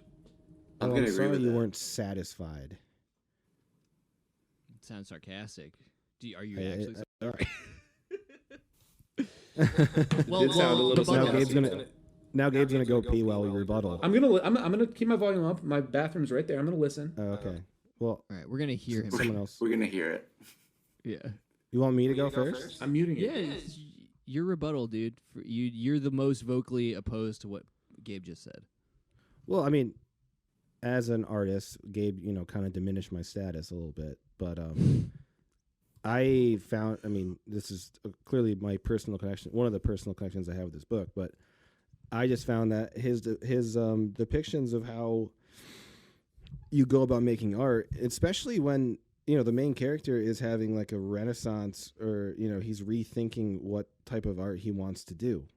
He was a portrait artist, like a very almost mathematical portrait artist for years. That's how he made his money. And he, in the beginning of the book, he decides after his wife leaves him to just stop. He's like, he calls his agent and he throws his phone in the water. He's like, I'm not going to make any more portraits. So he's having this, like, he wants to change and maybe get back to his roots a little bit about how he creates works of art. And it felt incredibly realistic to me. I mean, I totally got into his head and I knew what he was thinking. And I really do find that like if you're trying to make something new, you are kind of throwing things out there, and you have to sit on it and think about it, and you'll have like bursts of energy, and you'll create something that you think is kind of good, and you'll look at it for a few more weeks. Like it felt totally realistic. I think Murakami got into the head of an artist very well, even though this is not how he makes art at all, according to his memoir. But yeah, I thought it was a very clear and realistic depiction of how someone can go about the creative process. So I totally disagree with Gabe. All right. I don't really know. I just want to flex and say that I think the phrase that I had tried to remember for some other book that I also can't remember was ekphrasis, which is the term for trying to verbally describe other works of art. I think more specifically paintings and visual art. And we should have named our that is podcast its own that. ekphrasis. And more like that is sex phrases. Nice, dude. But just that's its own almost realm of debate amongst writers and stuff, is like how to verbally depict the creative process for things that aren't writing well. And I think it's possible, but it's just an interest. That's the term I heard. Good term. Good flex. Yeah. Thank you. Thanks, guys. I don't know anything about art or creation, but I guess You made a human being, Casey. Paul, I guess like he does like think about it and like revisit his works, like of like the Man in the White Super Forester and the Pit, and he like puts them on the ground and like covers them up, especially the Man with the White Super Forester, because that's the theme of the book. Like when he made that painting, something we didn't touch upon yet, but he painted this guy whom he encountered in the early stages of the book, who thought was judging him for a sexual encounter he had with a kind of random woman. So, and he kind of thinks this painting is judging him and like telling him to not paint it. So, like that was a cool part where like he's like kind of like starting with that painting and just like stopping it, and I kind of get like that like artistic sense where like you can kind of fiddle with something and revisit it and be like, I need to work on this, or just stop, or it's done from here, or whatnot. But in terms of like his creation and how he evolves from like this standard like mathematical portrait painter to like this, I don't know, whatever he evolves into, I don't know. It just seems like, I don't know, he thinks about it, he sits on a little stool in the art studio, looks at the Killing Commendatore, and goes from there. I don't know. I feel mixed on it. Yeah, I guess like my thing, like, yeah, Casey brought up the Man in the White Subaru Forester, who is this like, yeah, dude or entity. He thinks he sees him again later, right? When him and Masahiko stop at that like rest stop or whatever on their way to see. Could be a double metaphor. On their way, yeah, exactly. On their way to see Tomohiko Amada, and I guess my issue with his description of trying to paint that painting, as Casey said, the painting says stop painting me or whatever, and I guess it just feels like not satisfying to me, because him as the artist feels passive. He just sort of waits to be told what to do or what not to do by the idea or by this or that entity or whatever, and like I don't know. Maybe that is how it works, I guess. But to get back to something that Matt said earlier, that doesn't necessarily make for engaging reading. Like seeing I'm just going to wait around until I'm told what to do artistically. Yeah, I don't know. I mean, I think this can fit into the category of, for some people, that it could be a lot of the filler of this book that like could have been written out. I don't want to get into that discussion again. But I think maybe he's passive too because he's in a passive state. You have to think about that too. It's like even though he's not admitting it to himself, which is very common Murakami theme, obviously, like not facing your trauma, he's maybe not pursuing it to a high degree, potentially because he's in a state of trauma because of his wife leaving him. But even regardless of that fact, I still found it to be a very realistic depiction of how someone can go about creating art, especially art that they haven't made in like many years. Like, I think that's still a very prominent factor when thinking about this, is like he's been making art a certain way for years, like doing commission work, and now he's trying to change how he makes art, and that requires a lot of thought. And I don't make art particularly like that, but I know people that do. I kind of want to push back a little bit there.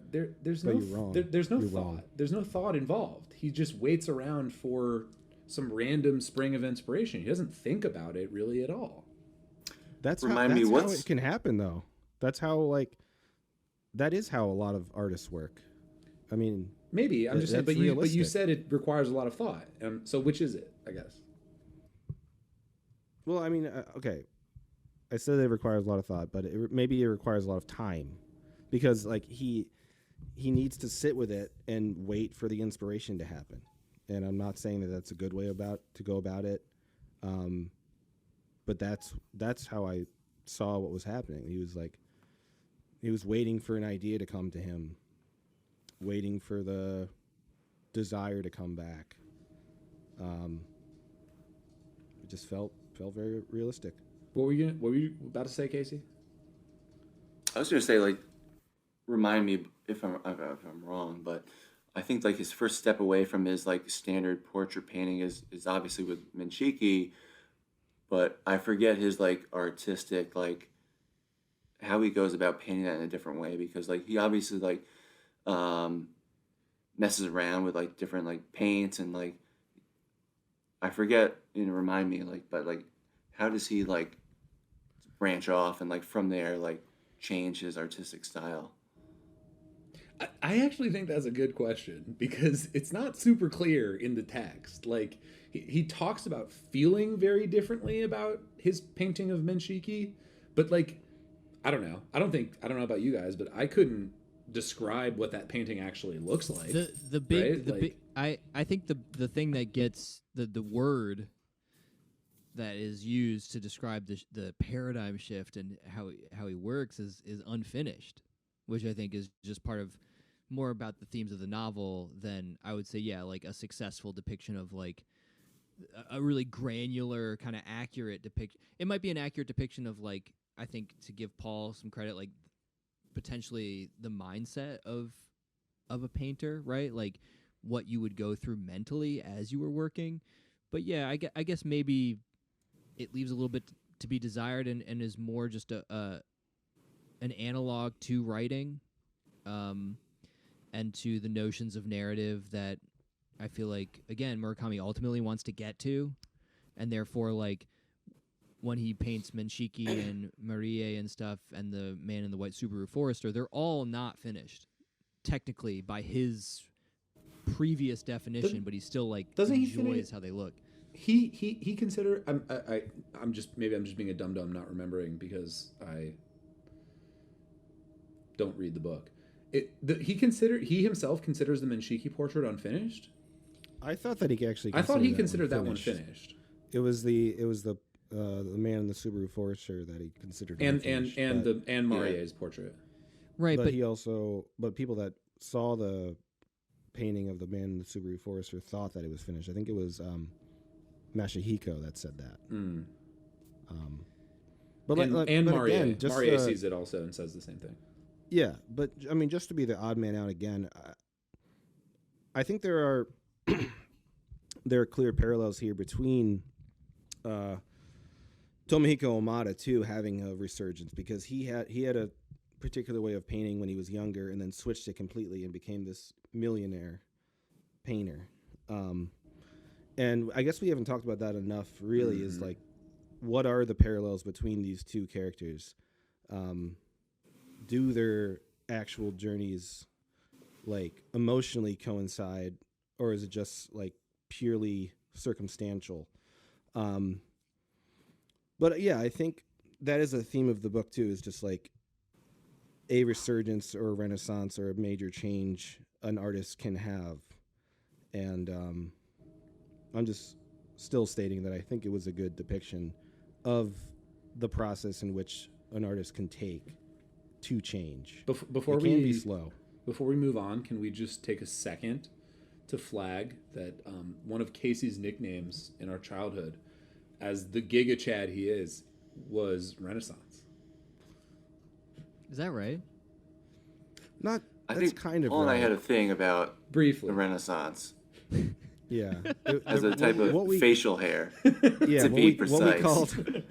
we called the Renaissance a mustache with a little goatee thing and then a thing under your lip. And And was Casey Renaissance. had that for a little while. Well, Yeah, we both did. We rocked the dirtbags. Renaissance. Yeah. Yeah, the scumbag. Otherwise known as the scumbag, but Yes. if you're in the know, it's the Renaissance. So we were just kind of two guys walking around with that facial hair, thinking we were really cool, and Yeah. that's part of our past forever. The highlight of the Renaissance for me was, this is not related to anything, I shouldn't tell the story, but Tell it. Go someone off, in King. passing saw me in the Renaissance, and they asked if I was French. And I said Oh, no, but dude. I felt so cool. Dude, that Damn. is so fucking Renaissance. Damn, Hypervalidation. That is so You gotta write Renaissance. that on your fucking tombstone, man. Not even connected, but it feels Renaissance. That would be an amazing fucking epitaph. Casey, once mistaken for French. In parentheses, due to Renaissance mustache. That's sweet, dude. I'm fucking jealous. I never got anywhere close to that kind of interaction. Same. And to clarify, he had an accent and he was French. So, Ooh. Oh, he was looking for buds. Shit, dude, bullshit. Burying the lead. anyways, we can cut that and go back. Oh, we're not cutting. No, that. that's- that's Oh, the no. juice If, right if, there, baby. if Murakami hears this story, he might want to write a whole story out of it from that one little sentence. and it would be 800 pages. If he's not 800 cutting anything pages. out of this book, we're keeping everything in That's this right. episode. That's right, bitch. Okay? Nothing's cut. Nothing That's what is we learned cut. from this there episode. may be one Including- thing. including there may our be one beeps? thing that I want cut out, but it's too late. You know. We'll talk about it. We'll talk about it in post. Yeah. Yeah. Yeah, we go were ahead, talking Matt. about Amada, his like, yeah, I think you're right. That's another just like random, not random at all. But you know, That's like so fucking random. I'm like so fucking random. Took like heaps of Molly and went to the club. Amada's Yeah, keep doing it. I love shift it. into creating Killing Commendatore. It's the name of the fucking book. It's the catalyst for the entire narrative. And what's fun is like they talk about closing the circle, right? Like that's how they stop a particular like looped chain of events, or they have to loop off a chain of events. And I was just thinking of like an Ouroboros and all this kind of stuff. There's obviously Murakami has used wells and pits as apertures and portals into alternative realms to the one human beings live in and all this kind of stuff. But yeah, it's all started by Amada's stylistic shift in order to express himself, having specifically like undergone grief over losing a loved one, which just So permeates. suicide. Yes, which just permeates like. Well, no, his brother killed himself, or no, did his wife? His wife was murdered. Right? His wife was murdered by The Nazis. Yeah, Nazis. Yeah. Because this is sort of a. I'm not going to go into it. I want to finish your point, Matt. But yeah, Amada was in Vienna during World War II and was part of like a resistance group against the Nazis. Yeah. And his wife was captured and killed, or his girlfriend. Right. So that's what spurred him to, and then he was detained and tortured and extradited by, you know, at that time like the Japanese allyship with Germany. He barely escaped with his life. Tickled. He was tickled uncontrollably. Yes. Yeah. Tickle torture. and then he proceeded to make the painting. And I think also significantly the idea was that it was just for himself, right? Like he had no intention of showing anyone. It was not for public consumption. It was quote unquote pure, right, expression. And that this is and no one knows about it. Right. It's probably worth $1 million. At least, dude. At least at the $1 million store. Yeah, I don't have anything smart to say about that. It's just more like that is the object around which everything orbits, and and just like it's what starts this chain of events that is kind of in some ways impotently self-contained. Like, you know, the only reason anything happens in the book is because of this, and then it all resolves in this weird way that doesn't even feel like a resolution. There's just more questions opened up, and people just kind of like go on with their lives. But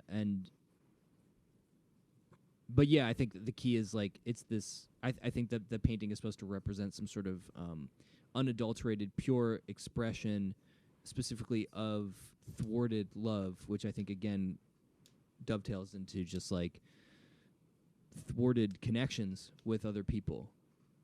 And that just kind of being actually the controlling idea of the entire book. Yeah, which is also, I mean, that's also a very common theme in Murakami's other books, I would say. You know, I'm reading Men Without Women right now, and that's like thwarted connections is totally how I would describe the theme of that book. Yeah, I think that Murakami is actually very interested in realism. Even though he uses magical realism. But I think... What's the opposite of magical realism? Sober. What's the opposite of magic? Math? Like just math realism or... Math realism. Muggle realism. Muggle. Yes. Dude. Oh, that's so useful for us. That is great because it proves that you listen to the end of our podcast. Yes, I have to tie it in somehow. Yes, dude. Holy shit. But I think it's true though. Like I think that his books are kind of a snapshot of how people interact with anyone in their lives. Like you never totally get the full picture, and then you die, or someone dies, or they move away. It's like. There isn't a lot of resolution in life, and that's one thing I really appreciate about Murakami's books is that like it feels very real to me to hear certain stories or learn about certain characters, and then they're just freaking gone, and you don't get the resolution of their whole life or nothing connects because that's real to me. So, that gets back to the point that you were making earlier about like, how do you get to know people? It's in these like day-to-day moments when they make salads, when they fucking just like show up and knock at your door. That is like realism, Muggle realism in a way, maybe too much, right? Maybe it's you could make the argument that it's too much, but it's very fucking real in my experience. Yeah, it kind of feels like Murakami is like what is that, Craigslist, like Close Encounters or what it's called? What is it called? They took it down where like you would write something about. Never mind. I had a joke, but it didn't land, and let's move on. Well, you didn't know what it was called. I know what it's called, but I don't want to reveal how much I know about Craigslist ads. Casual encounters. Casual yes, encounters. Yeah. I knew that. Yeah. So I don't know. Yeah. Missed connections with people you could have. Oh, missed connections. Missed connections. That's what I was thinking of. Yeah. Ha ha ha. Hi, Paul. Golf clap. Oh, hi, Paul. You're so funny. You're my favorite customer. Here's a question that I have. So you mentioned host. You mentioned a minute ago, Matt, that the painting and the book have the same name. Significance? What is it? Art, what is it? Another big question of the book. Is it that direct, right? That this is Murakami's Killing Commendatore? Like this book is the same. He is the Tomohiko Amada of this book, or like is it more or less or subtle than that. I don't think he's trying to do some sort of equivalent to the painting at all. But I agree. it does feel. I don't think it fits there. What do you think it is, Casey? Yeah. In a super basic sense, just the main title of the painting. It's the thing. It's the animating thing. It's the big painting thing Yeah. in the book. Which is. What would you say? How would you? How would you elaborate on this?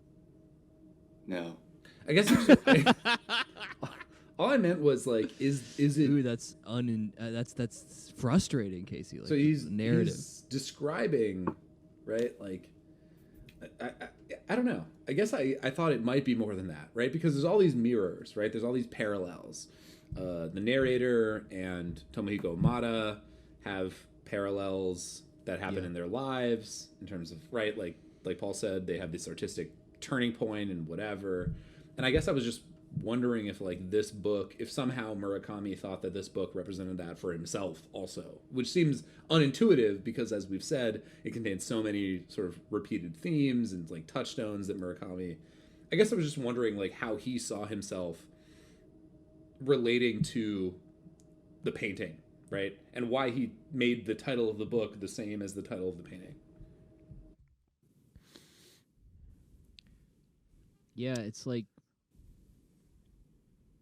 in one sense, right? Like, yeah, the basic interpretation would be like, I'm doing what that painting did.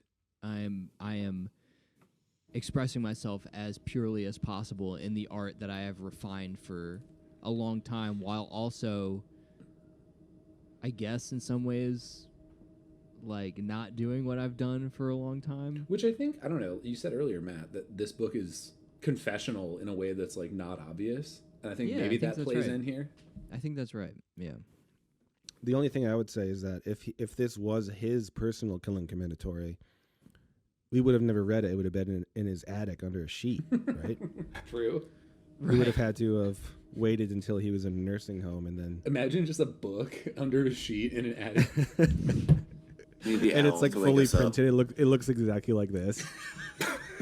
It was one copy printed. One copy. Wait, Paul, I have it too. Wait, I have it too. Let's all hang it up and take a all hold fucking it up. photo. Yeah, I actually have it. Let's do a we all have screenshot. Should we do? Oh, hang on. Should we? This will be the thumbnail for the. All right, ready? 3, 2, 1. All right. Hopefully, I got it. It doesn't tell me if the screenshot works. Well, I took a couple too, so if you didn't, I got it. Nice. But I don't know. That's quite the like presumption there. You know, that's a dangerous move. It's like when at the end of Inglourious Bastards, they carve the swastika, and I think it's Christoph Holtz's head, and then what's his face says, "This is my masterpiece," and everyone is like, "That is Quentin Tarantino." Yep. Just saying that, and that kind of sucked. Like that, And like, that's why I'll never watch that movie. no, the movie's good, dude. The movie's good, but just a lot a lot there. Well, you need some big swanging balls to say something like that. Like, you know what I mean? Like it's I an get why you invitation to brought that up. ridicule. But like after I finished this, I wasn't like, oh, this is his masterpiece. This is like the best book of his. Yeah, no, I thought that. Certainly not. Did you really? Well, you've only read 2, so Casey's I've the only read expert. two, too. Yeah, okay, I'm not the expert. Casey's the expert. Even though I'm the self-proclaimed No, I'm not. Murakami man. It's personal. Yeah, it's not business. It's personal. So When you told me about this book, Paul, and like I read the back cover, I was like, wow, this does describe you. I know why you love this book. I can't get Paul's away a from the personal depressed, connection. divorced, cringe artist. Yes. You said it earlier, so I can say it now. Am I cringe? Gabe's making fun of me like crazy this episode. Says Well, I'm not an artist. Like and Matt I'm said, cringe. I didn't say, dude. I did not All say right. you weren't an artist. All right, called you my cringe, shirt though. is coming off. No, I did call you cringe. Though. Oh my god. What do you Okay, say? so speaking of Nazis, one thing that I You're wanted, cringe. yeah, well, I know. Well, cringe is the new based. So I'm happy. Speaking of Nazis, one thing that I wanted to bring out or ask y'all about is that one thing that in reading all of the fucking Goodreads reviews and even the mainstream literary review publication reviews about this book, one thing that I didn't see talked about a lot was the political dimensions. It seems to me that it is important that Tomohiko Amada's artistic shift coincided with like a really violent event in World War II, and he chose as his kind of hidden masterpiece this like allegorical recreation of this moment that he experienced in the sort of throes of war. I was doing a little bit of research, not to flex, and read a couple things. You're flexing. I'm not flexing. I genuinely think this is like relevant. But so Odawara, which is where this book takes place, right, was the last place that was bombed anywhere in the world in World War II. It was the day of Japan's surrender in World War II, August 15th, 1945. And the American planes, as they were leaving Japan, basically dropped excess bombs on Odawara as they were leaving the country that they didn't need. And this didn't come out in the official record until like the 90s, like the 1990s. And it feels like important to me in some way that this book takes place there, and that, Tomohiko Amada's sort of like foundational trauma is so intimately connected with the war. And I just sort of wonder about like, these parallels between the narrator and Tomohiko Amada, and, like the sort of generational inheritance of trauma. And I don't know, like maybe I'm reaching, but like this all sort of came through to me kind of, forcefully in the book. And by the way, the time period of the bombs that were dropped in that final air raid on Odawara, which again, the last one of World War II, was between 1 and 2:50 a.m., which is when the narrator hears the bell from the well. Oh shit! Wow, that's crazy. Is that real? Yeah, that's real. You can look it up. Wait, what time? Are you sure that I thought that it was at like 3 a.m. No, it's between 1 and 2:30, 2:50. Yeah. Or I'll mute myself for 5 minutes. Yeah, good. So I guess it just got me thinking, and one of the other things, just to one more sort of layer on the cake here, is that the final chapter of, because this book was originally published in 2 volumes in Japan when it was very first written, and the final chapter of the first volume, which is on page 363, for you all, it's chapter 32. It's just a long quote from a memoir of the last survivor of the Treblinka concentration camp. And that's the whole chapter. And it's about someone who painted portraits of the other prisoners at Treblinka. Yes. And also, Amada's brother and Amada himself, right? I think were involved in the Nanjing massacre. Yes. Yep. Which was not World War II, but that was the second Sino-Japanese War. But it was in 1937, like just before Japan, was. A few years before. I would just roll it in with the same sort of like outburst war of trauma. violence. Yeah, yes, absolutely. Exactly. So I don't know. I felt like for me, this book was much more political than is maybe like immediately obvious. And I guess I just wanted to throw that out there. I think it might be a lot more political than most, if not all, Murakami novels, even though I've only read 2. But I'm not sure if you're willing to state that it is a major factor.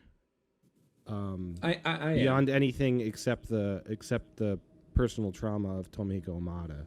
Well, but that's kind of the whole thing, right? Is that, and it's this whole sort of the way that the narrator kind of is grappling with and inheriting, because at the end, in that critical, pivotal moment, as you said, Paul, when Amada and the narrator are in the hospital room, both looking at the Commendatore, and sort of seeing potentially different things, but that ultimately the Commendatore represents both of their trauma. For Amata, we don't know exactly what it is, but we know it's associated with his time in Vienna during the war. And for the narrator, we can talk about maybe his wife or whatever, but we're talking about like inheriting and sort of viewing the same trauma, but it morphing depending on your situation and context. To me, it felt that way.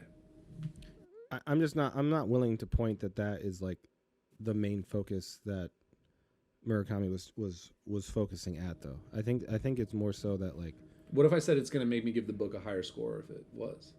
I don't. Cool. I'm kidding. Go ahead. Okay.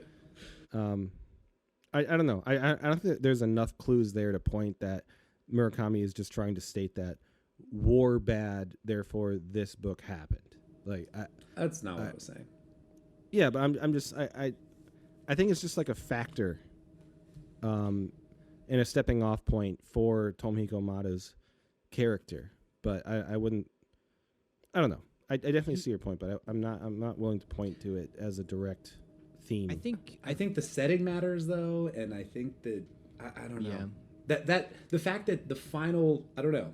I guess I would just ask for an explanation about that final chapter for Volume 1. It is labeled Chapter 32, and it's literally just a quote from a Holocaust memoir. Yeah, yeah. I mean, I think it might be a function of Murakami himself's sort of age and general preoccupations historically with World War II, in the same way that World War II is a kind of pivotal point for a lot of different places around the world culturally, and then especially for people around his age. You know, he'd be essentially a baby boomer if he were American. So it's just like, and he brings up World War II stuff, and if not directly World War II, like again, tensions between China and Japan around that time period as well, in some other of his books. I think it's more like,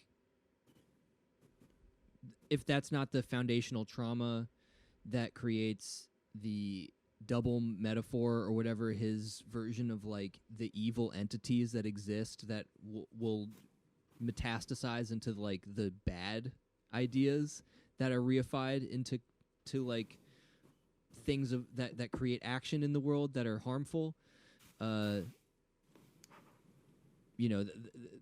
then that maybe diffuses some of their political import while still saying like, look, no, actually, like, these things occur, they create the rationale for people's behavior in all these horrific negative ways reactively, and that they also transmute into different guises over time, and so you can have like an idea, quote unquote, be a commendatory or like fucking someone's dead mom and all this kind of stuff, but it is in essence the same thing. It's a trauma, right? Like Marie saw her probably the commendatory. She saw the commendatory, but then at some point, like, the narrator hears his dead sister, and the mom has to crawl through the cave, which is where he thought she almost died when they were young. Right. So I will say that it's probably more to do with.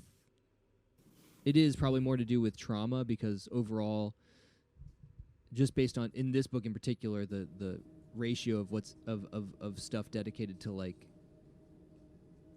World War II is not large, but it is also like the catalyzing event. So I mean, I agree it's about trauma, but I just think trauma is. I guess I would just say the line between individual trauma and like group or national or generational trauma is a lot more blurry than maybe we think it is. That's all I would say.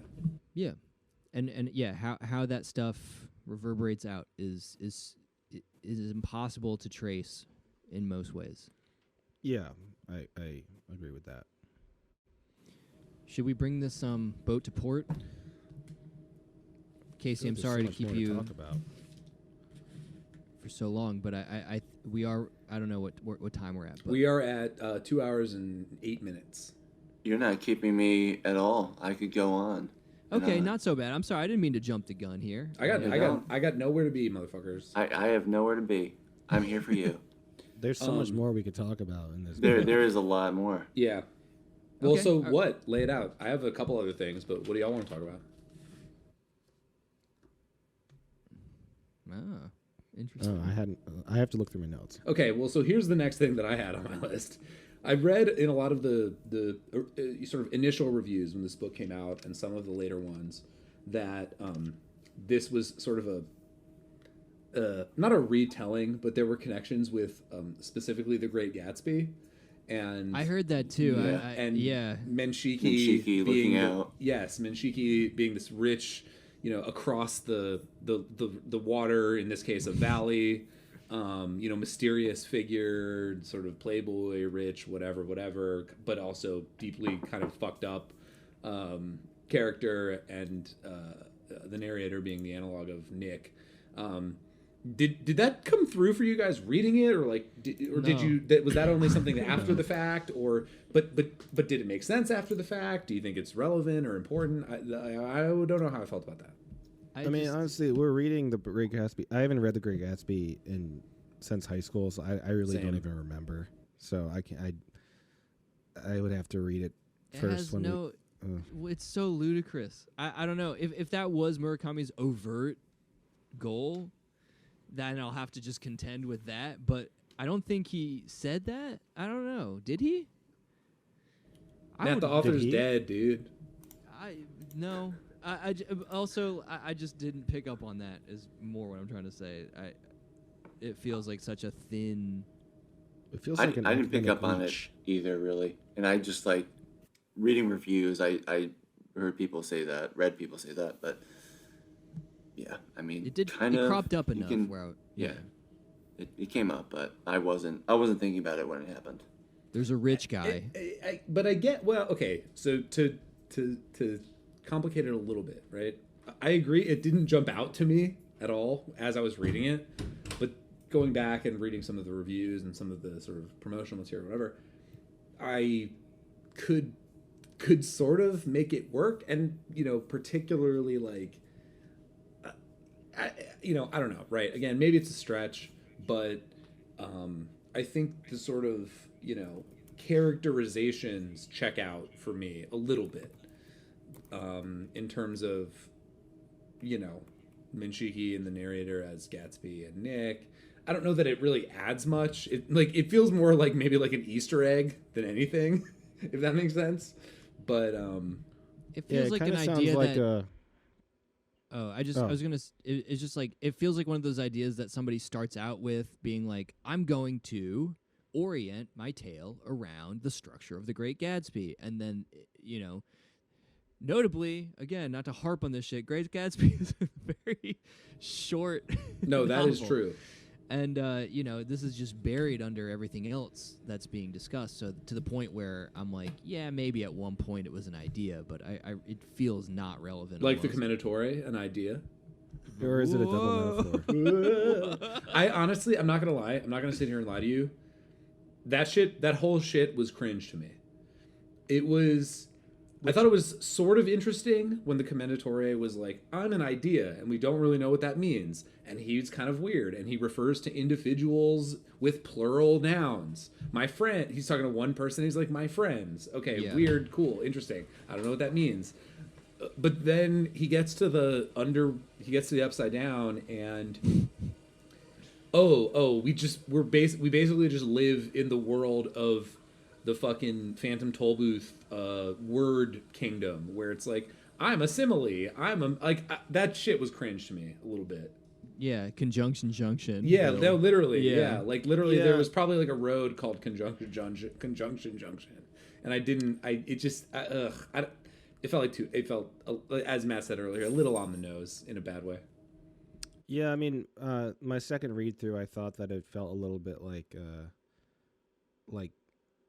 trying to be philosophically creative jargon. I think I said that earlier. It was kind of cringe to me. It kind of felt like him trying to write Data from Star Trek into this, because Data can't say contractions because he's an android, and right. I just wanted to talk about Star Trek. That's your that's your trademarked Paul Star Trek tie-in for the episode. Right. There it is. You got one. But yeah, and I don't know. I was into it on my first read through, but my second read through, I was just kind of like, this is, it's not doing it for me. And it took, it felt shitty to feel those cringe moments while they were in the Upside Down, which was such an amazing 50 pages. It just felt like, I don't want this here. I mean, overall, the Upside Down owned. I mean, a lot of it was, I looked past it, especially my first read through. I was enthralled what was happening. But yeah, it owns. It's also just a black void, so I don't know how much it could own. No, it's not. It's just a void. No, what do you mean? No, it isn't. There's a river, and there's a forest, and there's caves. And there's beautiful descriptions about how he drinks water, and it doesn't like give him any. Yeah, I want to know what the water was. The power. I thought that shit was very affecting. The river Lethe or whatever, and he was gonna like forget everything. But he was imbued with something, but I don't know what it was. It made him like of the place somehow. Sounds like you just read a Murakami novel. If you read something that didn't know what happened. Yeah, I totally disagree with that assessment, Matt. I thought the descriptions of the Upside Down were generally like very affecting and worked for me. Again, maybe it's just because I love the Phantom Tollbooth so much. I know that sounds like an insult because I'm comparing it to a children's book, but that fucking go reread that book. That book is fucking the juice, and anything that is compared to the Phantom Tollbooth is a compliment. Okay. Nice. I wasn't taking it as not that, because I also like the Phantom Tollbooth. It just no, I enjoyed that sequence, and I didn't know what I would have wanted otherwise. From the sequence, really. He could be like, fucking. In some sort of like on a page, like in a white place with like black ink symbols motherfucking Paper Mario. Yeah. Paper Mario, aka there's a monster in this book with Grover or something like. So yeah, I actually did like that portion, but it was in the service of generally, like you were saying a little bit. You're trying to reify ideas and concepts, and it feels a little bit like as basic as that would be, right? Like, what if peace on Earth were a big heart that floated around and like made everyone warm feeling, and it's just like that kind of thing. Yeah, is very easily can lapse into something like that. But I think that the overall like import of that journey and whatever was much darker because it was void. Okay, what do you mean void though? The place was supposed to be like the human imagination, like the leftover potentiality of human imagination. So there's nothing until there's something. I get that, right? Like. There's not anything. There's some like. Or everything is what you think it is. Exactly right. It's it's like when you go see aliens in a civilization that are too advanced, and they're like, we appear as the form that's most conducive to you not freaking out. Right. So yeah, I no, like Paul. that. They literally say that. The Commendatore literally says that. Does he? I mean, not word for word, but he says like. I appear the way that the person that I'm appearing to needs me to appear, or something like that. Right. Yeah. Which is why Tomohiko Amada sees him as something different than the narrator does in the hospital room. Mm-hmm. But I think my disagreement comes with thinking that they're like more advanced than what. No, that was an like, analogy. That was just an analogy. Yeah, I was just making a joke, kind of, just like when something is so outside of the realm of the human understanding. You tend to lean on, and I think this again is part of the point of the of this. You lean on metaphor and you lean on analogy, and once again it just kind of like spirals into itself. But ultimately, there's just human lives being led that just kind of continue onward with their questions unresolved. And I think, Paul, you mentioned that is more true to life. And I agree with you for the most part, like that's not necessarily how a narrative has to be in every case, but like for the purposes of this story and this book, and I think Murakami's general themes he's been exploring for like 30 years, yes, this feels like something of a distillation. Yeah, and that's why I brought it up earlier and no one responded, but I do kind of think of this book It's as because being it's because we hate you, bro. Yeah, I know it is. Don't respect your. I'm gonna respond. It All feels right, a let's little go, bit Casey. postmodern to me, and maybe it isn't, but I mean, my understanding of postmodernism, especially after our last review, is that like, I don't know, there's a lot of subjectivism. There's a lot of like just discussion and whether or not there's any like reason behind anything that's written. And I just find those to be postmodern tropes and tendencies.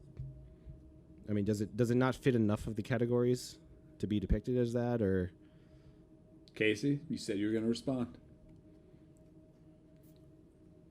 I guess, yeah. It fits that category, Paul. Thank you. There's one.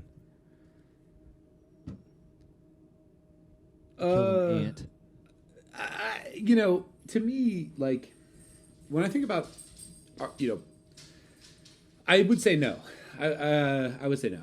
It's, I think it is a sort of not problematic, but a lot of people associate postmodernism with just, it's just descriptions of subjectivity. And that's not the point, right? Like, everything is, like, people have been describing subjective experiences for forever. That's not inherently postmodern. Being like, my experience of this is such and such. Is it soft postmodernism? I don't think so. Is it soft sci-fi? Yeah, sci-fi elements, I would give it like a 2. What about fantasy elements? Fantasy elements, a 2. Yeah. Or a 3. Nice.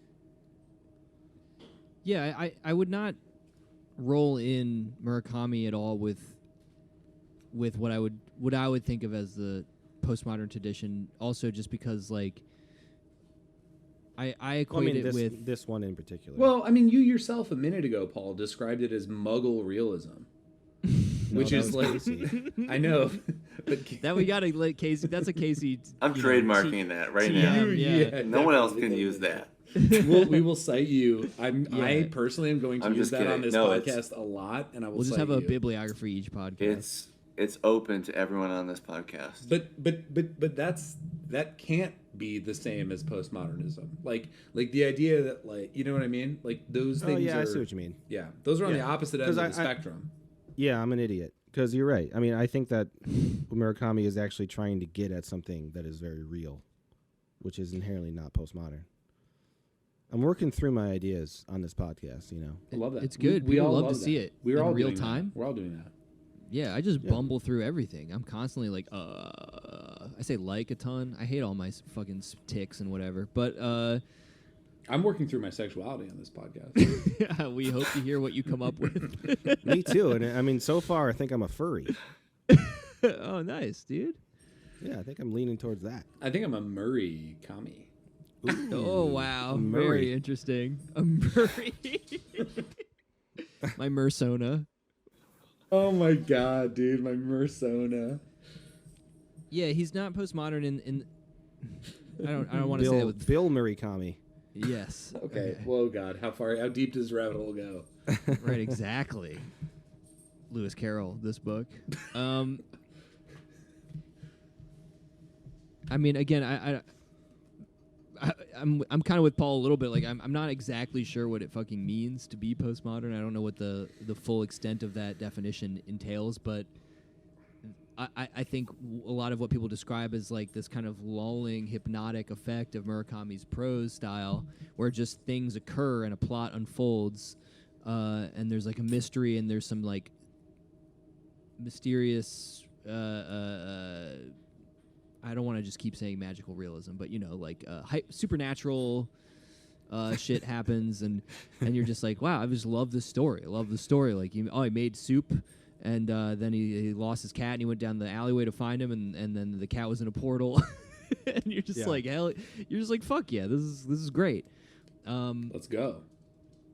And that's kind of just fantastical, but not I overly concerned, right, with like awareness of narrative as a form, right, and whatnot. And I agree that this might get the closest I've personally seen in my limited experience reading his stuff, where he's officially going like, what if ideas were things and yet not, and they were describing how, you know, they have limited capacity to intervene in the real world, quote unquote, and blah blah blah. And like he does veer close, but he sticks to, I feel like he still sticks within the realm of, I don't know, it's more instinctive. Maybe he doesn't go there. He's not.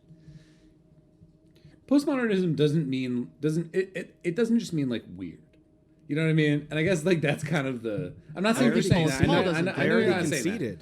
I conceded. But yeah, I know what you mean. Yeah.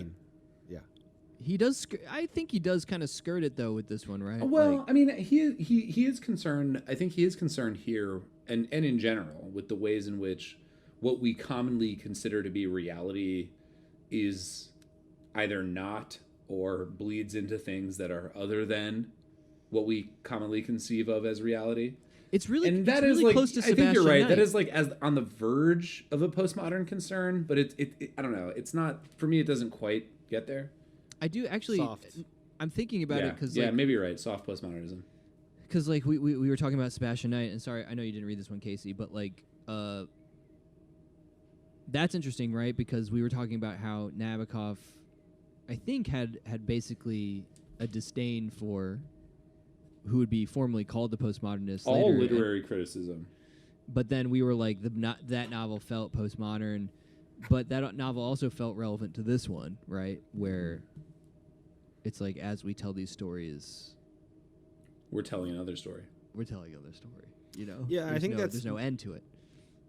That's one of the main reasons why I brought it up, is because every book is a sequel to the last book. It's turtles all the way down, baby. Mm-hmm. I had that one on the mind, and I think that, you know, if Murakami had written novels up to this point that were drastically different than this one, I would say that this one is different than most of his novels, even though I haven't read most of his novels, but I know enough about them, whatever. It's different enough that it displayed a change, or at least a little tiny bit of a shift for his readers. But if this novel was drastically different, I think potentially he would be trying to flirt with postmodern ideas. But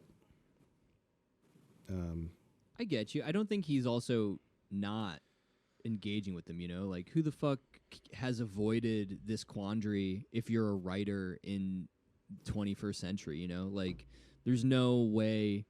It's clear based on all of his references that Murakami is a well-read dude himself, right? Like, he references contemporary and like philosophy and like other writers and music and stuff. Like, he's engaged culturally. Like, yeah. So I agree with you, kind of. Like, I don't think this book is strongly in that field, but. And now that Murakami's like sort of older, and this is his most recent full novel, I feel like he probably is in some sense trying to grapple more overtly, potentially, with certain things. This is like raw speculation, right? Like, but like, you know, writers as they get into their older age, it is curious. You know, eventually this man will die, and then he will have an oeuvre, which you will be able to engage with as a closed circle in and of itself, and you will then, all we will have are the inferences based on those and some biographical information about, like, and this is why I mentioned Sebastian Knight, right? Like, about the trajectory of his thought. And so I think he is. I would say that's a postmodern. I would offer a postmodern intervention here. Yeah. There are no closed circles. Yes. There's no. An oeuvre, the meaning of an author's body of work doesn't end when they die. right? Right. Like, And I do think that's the point of this novel. And I do think that that's actually what he's saying. And right. that even when you quote unquote close the circle, it like they do in this book in terms of like everyone's relationships to each other with Maria and whatever, it's in some sense arbitrary. Like, yes, that moment in time and context that is has postmodern. Wait, so Yeah. Gabe, is there not being any closed circles a very common postmodern idea? So one of the one of the early articulations of a vague definition of postmodernism came from Jean-Francois Lyotard, who wrote a book called The Postmodern Condition. Nice flex. And his argument in that book was that postmodernism, and this is not something that everybody accepts today and whatever, can be best defined as the rejection of what he called meta-narratives, right? So meta-narratives were these ideas that, like, Marxism is a meta-narrative. History is directed by class struggle. Capitalism will ultimately die and be replaced by communism, and then we'll be at the end, right? The circle will be closed.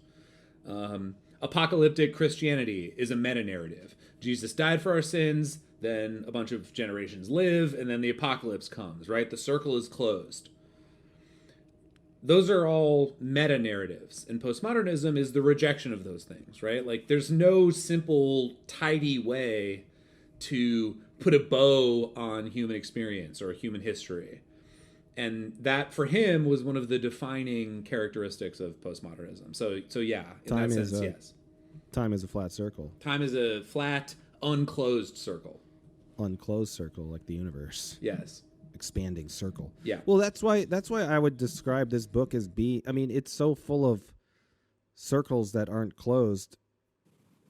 I think that's the dummy in me that was just like, oh, that's postmodern because the plot points. No, I see it. Yeah.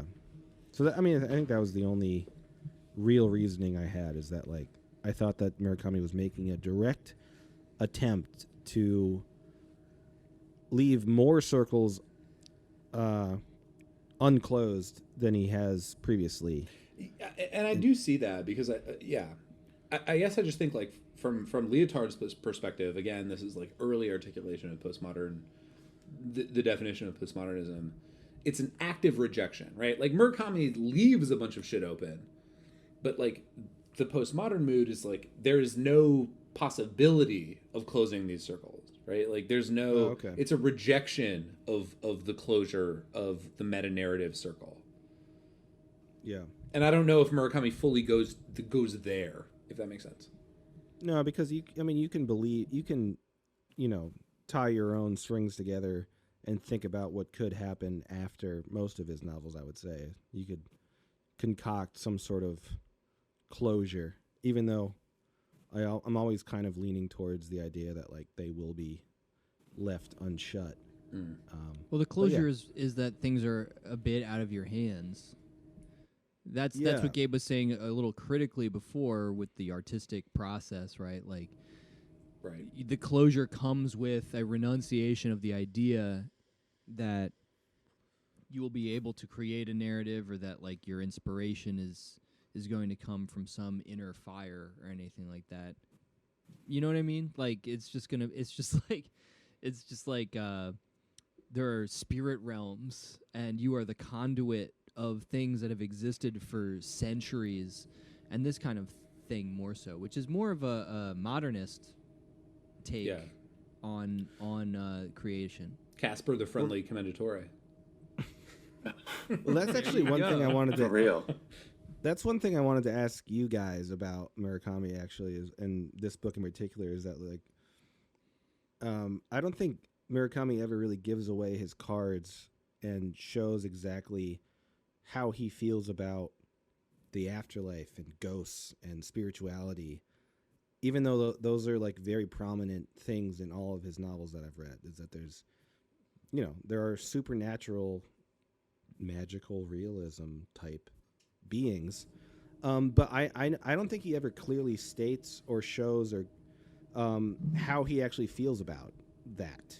I think he's interested in it, my theory is that he's interested in it and thinks it's interesting to explore, but I actually don't think he has a view himself, but he just likes to explore it. But one thing that I'll say is that, and again, authorial intent and authority or whatever, but one thing that I've heard Murakami say in interviews or read him say in interviews is that he's a little bit baffled by how weird he seems to Western audiences, because in Japan, this idea of there being a sort of like spirit world that is like more or less readily accessible and permeable from our reality to that reality is sort of an accepted cultural trope, whereas in the West it's less so, and so it could be like to some degree a cultural thing. I don't know how far to take that, but I've heard him say things to that effect. Yeah, I've always been a little bit. Yeah, go ahead, Matt. We just have to, he referenced like the idea that we have to like go through some in the West, like there's usually some agonizing ritual initiation to like access the other side or some sort of realm that wasn't, whereas it's I guess pressed up closer to our reality, the kind of spiritual one.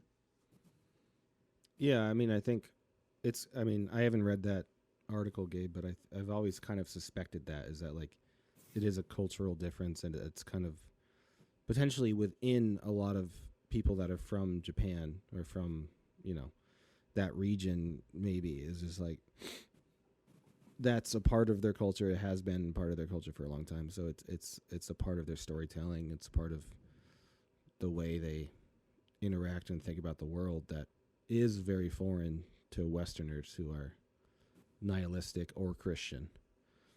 Right. So it's just like when we're like, oh, it's so weird, and like there's like sprites, and like a person went in a well and then like permeated into the nether realm. And Japanese people are like, I went in a well yesterday. I stayed there for 20 hours. Yeah, Spirited Away is my entire life. Yeah. Which, now in saying feels a little bit like a simplification too. But like, yeah, well, yeah. You know what I mean? Like, in terms of the idea of it, again, as the key to this book, kind of being close at hand and not as easily dismissed as something. Yeah, they're like, my grandpa is a magical koi fish. What are you talking about? Magical koi feelism? Yes, of course. There's that whole sidebar too about like how like there's the story of like the monks being buried in the pit and just like meditating until their death, like ringing the bell and like just, I don't know, being in a state of meditation and dying. But then also like, there's that whole hilarious... like. Go ahead, Matt. Keep going. I'm done. Well, there's guys, that just whole, kiss already. There's that whole thing of like where he tells that whole story right about monks that I forget that there's like a term. There's like a term for it, but like But then one of them, there's a story about one of them being resurrected, and then he's like kind of a dick. Like he spent his whole life attaining this ability to become hyper desiccated and like live as a fucking zombie for like 100 years, and then he gets resurrected and he's just like kind of like trying to like get pussy and like eat and drink and do as much shit as possible. Basically, like, Chad shit. He sucks. Yeah, which like, why was that? What was the point of him having attained this sort of Zen mastery? Well, and that, I don't know what that has to do with the lot. book, but I liked that. I just thought I read that as Murakami being critical of monkery, maybe of monkeys. Monkery. I like that term, monkery. I love that. Yeah. I mean, that's how I read it, though. That's kind of how I read it. Is that like that, and that's what I mean by like I'm never totally sure about how he feels. Like they're in his novels, but I read that section where he described the monk as being like, this is fucking bullshit. I should have died, and I'm gonna have sex now. I just thought he was being a little bit critical. Zombie gooner monk. Yeah, kind of. Okay, though, listen. Right? Speaking of the zombie in the pit thing, again, one more point that I want to bring up in connection with my theory about the World War II significance here is that, and I read an article from a again, right, these are Japanese authors, and they were describing sort of how the pit, as Murakami describes it, was reminiscent of a bomb shelter. Like it's both a shrine, but also bomb shelters that were constructed in the region on a lot of families' properties because they were being bombed by the Allies at the time. And it's, if you think about how it's described, it's this concrete walled, pit in the ground that could fit sort of that description. Also a vagina. But. And then, well, right. Yeah, I know, again, right, this ambiguity. But it's also like you can't get out of it. Like if someone's in there, you can't get out. Yeah, that's true. The way that it's described, there's no exit, right? And then the bell was, in this interpretation, kind of the bomb sirens that were played when there was air raids happening. And because it happens at the same time of night, right? Like 1 to 2:30, 1 to 3, whatever.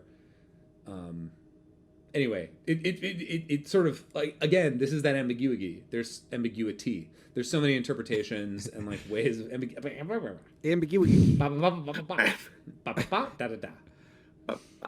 I get that.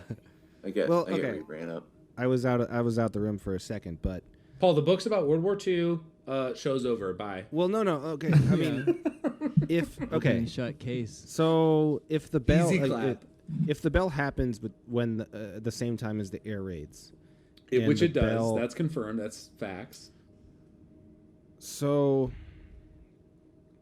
that does actually make sense to me more that it's directed towards his World War II style trauma, Amada's, because I got a World War II type of trauma. The Commendatore is the one that needed to die. He needed to, be killed in the hospital room. And once he dies, and Amada sees him die, it is like a cathartic experience for him emotionally. Yeah, and it seems like he basically is able to die after that. Yeah. So, still, I'm not totally agreeing with your point, but I do think that, like, we can point to the bell and the Commendatore in particular as being the icon of his trauma. And, yeah, I think that's interesting. I wish I researched more and knew that. And we could assume if Odawara was bombed in late stages, but it was also prepared for something like that. The last place ever bombed in World War II. That is super interesting. That has to be significant. It feels like it just has to. Well, it also feels like if Maria is moving through some sort of unseen secret passage, it could just be connections amongst bunkers. Yes. I was in I went to Croatia. And was in Japan, Zagreb, but that place has some now touristy roots, but it's all based on like wartime, where there's a little network of tunnels that you can walk through essentially, right, that were like carved into the hillsides that pops you out in different parts of the town, and that was all wartime shit. I think that's actually a really like plausible interpretation, because again, like we said earlier, like you never see Maria's secret passage that she always talks about, but like if this was a place that was involved in the war, I think that totally makes sense.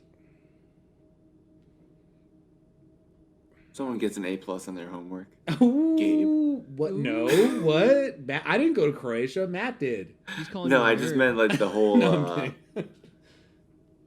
World War II political. Yeah. Oh, you read discussion. articles? It's only because I have access to JSTOR. Yeah. You read Extra? Yeah. Sorry, I'm not willing to have an Aaron Schwartz fate by trying to read the same stuff you had. All right, let's It's basically like Gabe has like he got injected with the superhuman thing in Marvel universe, and Matt and I don't. Yes. But we're still heroes, like Captain Falcon. Everyone's hero. Everyone's a hero. Yeah, Captain I thought that Falcon was Captain Falcon is from Super Smash Brothers. Yeah. Who am I thinking of? You mean you're talking about The Winter Falcon, right? No, the Yeah. Winter Winter Soldier. Falcon. Yeah, I'm joking. yeah. Okay. The Captain Right. Falcon. I think that's The the Captain. signal. It's the time Super to move. Smash America. Speaking of Marvel, it's time to move to the end Super game Smash Shield. of this episode. No one read any passages. That I is know. true. That I is was gonna actually say true. that. Okay, That fine. is true. Yes. Let's. I just want to call out. There were a few passages I really liked, real quick. Pull it up, dude. About- We'll set aside some time. I was actually thinking that earlier. Yeah. It's a thick book. It's a thick episode. It's gonna go longer than normal, folks. Yeah, you gotta bitch. I know. With us. Hang in there. But I don't have to bring it up if you want to close this out. No. No. We should read. We need I don't have to- it highlighted. It's been a little while, but I really like the passages where it's the main character with his sister visiting the uncle, and they're in these wind caves, Yes. and it's talking about the sister in this quiet. Only she can go into this space, and she like goes to this little tunnel, and she's in this room that's like a complete darkness, like a room just for her. And I kind of got that too when like Minshiki was in the pit after an hour, and he's like, "Thank you for getting me out after this. Like if I was in here any longer, I would have lost myself."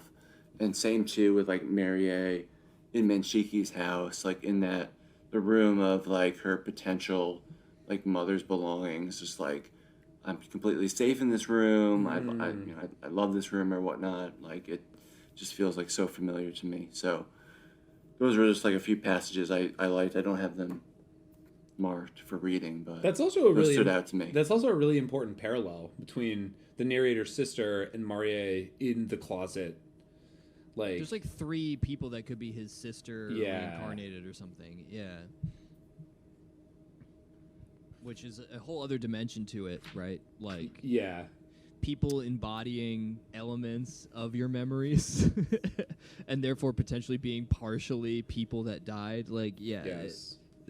that's a pretty interesting idea that gets just sort of, again, thrown out there. That's an awesome idea. I love it. Did Horcruxes. God damn it. Fuck. Now it's not an awesome idea. Fuck. Yeah, Voldemort Paul. Did Sith Joker. Did Sith Voldemort. Joker. Did anyone else have other passages they wanted to read? Because I do. That did strike me that we've been talking about this book for goddamn 2 hours and 45 minutes, and no one's read a single word of it. Yeah. Well, we read it. We didn't read it. Well, no, we read it, but we I didn't know. transmit our reading of it. I was But under I- the gun with this one a bit, so I just it Oh. might- Yeah, it feels Okay, I it's did hard wanna- to reduce though.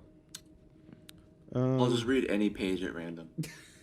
Okay. that's good. Yes. I did want to bring up. Okay, on 496, I underlined a passage that goes where he was talking about Dostoevsky with Menshiko, and I thought there were some like interesting ideas. What did I say? Masahiko. I looked at You my put page real Menshiki quick. and Masahiko together is all. Yeah, that's funny. I'm a Westerner. Let's be real. And therefore a racist. No, that's not what I'm saying. I just can't pronounce. I don't have a good dialect of my own language anyway. I mean, I can't. Okay. Okay.